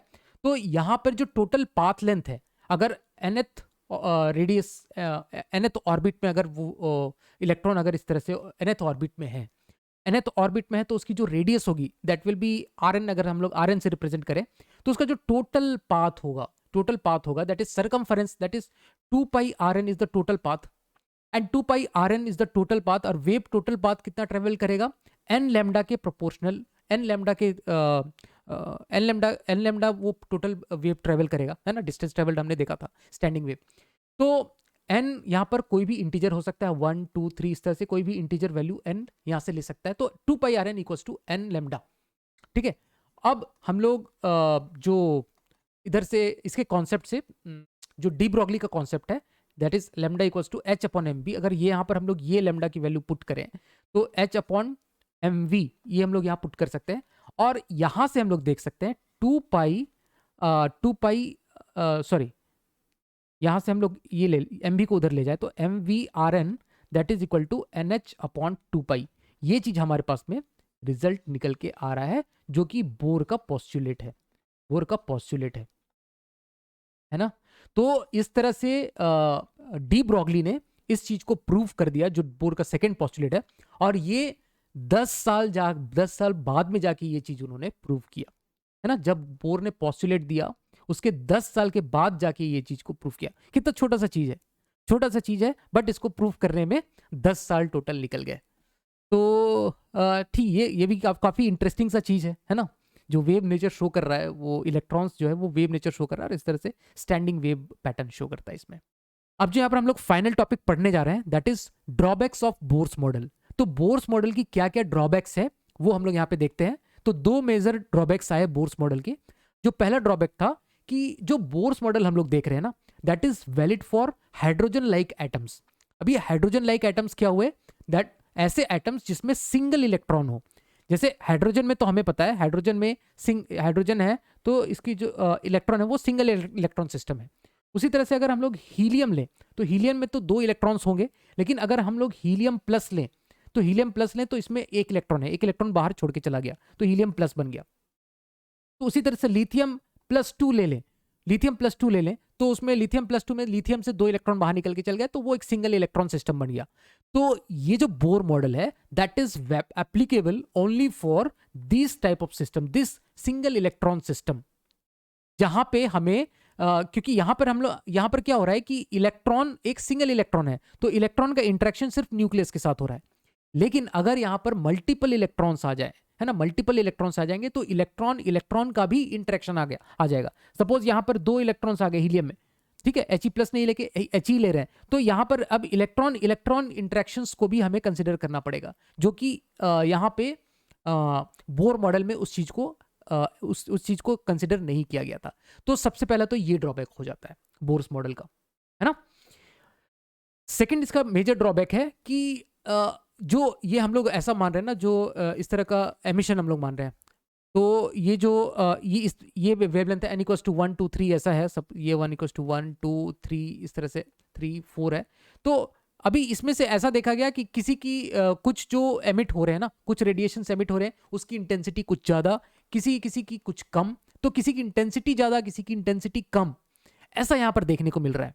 ऐसा इसलिए देखने को मिल रहा है कि इंटेंसिटी ज़्यादा कम मतलब क्या समझो, एक बहुत सारे तुम्हारे पास में एटम्स है, बहुत सारे एटम्स में जो रेडिएशंस निकल रहे हैं, तो इंटेंसिटी ज्यादा मतलब क्या हुआ कि मेजोरिटी ऑफ द एटम्स में वो जंप हो रहे हैं, मेजोरिटी ऑफ द एटम्स में वो जंप हो रहे हैं। सपोज इस वाले जो इस वाले ट्रांजिशन में है ना, इस वाले ट्रांजिशन की इंटेंसिटी I1 है, और एक सपोज ये वाला ट्रांजिशन है, इसकी इंटेंसिटी I2 है, ठीक है। तो I1 अगर ग्रेटर देन I2 है, सपोज I1 अगर ग्रेटर देन I2 है, ऐसा अगर होता है, तो हम लोग बोल सकते हैं ना कि ये वाला transition measure of the atoms में ये वाला ट्रांजिशन हो रहा है, मेजोरिटी ऑफ द एटम्स के लिए ये ट्रांजिशन हो रहा है, तभी इसकी इंटेंसिटी हमें ज्यादा, मतलब क्या, ये ज्यादा नंबर ऑफ एटम्स ये ट्रांजिशन शो कर रहे हैं, ठीक है। तो ये चीज को एक्सप्लेन नहीं कर पाया कि ये इंटेंसिटी का डिफरेंस क्यों आ रहा है, कि कोई ट्रांजिशन ज्यादा हो रहा है, एटम्स में ज्यादा हो रहा है, उसकी प्रोबेबिलिटी ज्यादा आ रही है किसी किसी ट्रांजिशंस की। तो इस जो इंटेंसिटी का जो डिफरेंस है, अलग अलग ट्रांजिशंस के लिए जो इंटेंसिटी अलग अलग आ रही है, उस चीज को ये एक्सप्लेन नहीं कर पाया, उस चीज में ये फेल हो गया। तो बाद में बहुत सारे अलग अलग मॉडल्स आए, प्रोबेबिलिटी थ्योरी और उसके ऊपर बेस्ड नए मॉडल्स, इस पे एटॉमिक मॉडल्स आए, जो कि अभी के लिए फिलहाल हमारे सिलेबस में नहीं है। तो अभी हम लोग को यहाँ पर स्टॉप करना पड़ेगा। एटम्स हमारा पूरी तरह से ये चैप्टर कंप्लीट हो गया है, और किसी को भी कुछ भी डाउट आता है इससे रिलेटेड, तो या तो कमेंट सेक्शन में पूछ सकते हो, मैं जरूर रिप्लाई करूंगा, आई विल बी हैप्पी। और नहीं तो हमारा जो टेलीग्राम चैनल है, टेलीग्राम चैनल लिंक डिस्क्रिप्शन में मिल जाएगा, वहाँ भी डाउट क्लियर कर सकते हो इस चीज़ से रिलेटेड, या फिर किसी और चीज़ से रिलेटेड, जेई एडवांस्ड में, जेई मेंस में, या फिर नीट में, कुछ भी इस तरह से तुमको डाउट हो, तो वहाँ पर हम लोग 1-to-1 इंटरेक्ट कर सकते हैं, हमारा टेलीग्राम ग्रुप ज्वाइन कर सकते हो। तो चलो यार, हम लोग फिर मिलते हैं नेक्स्ट लेक्चर में एक नए टॉपिक के साथ। तब तक के लिए थैंक यू सो मच।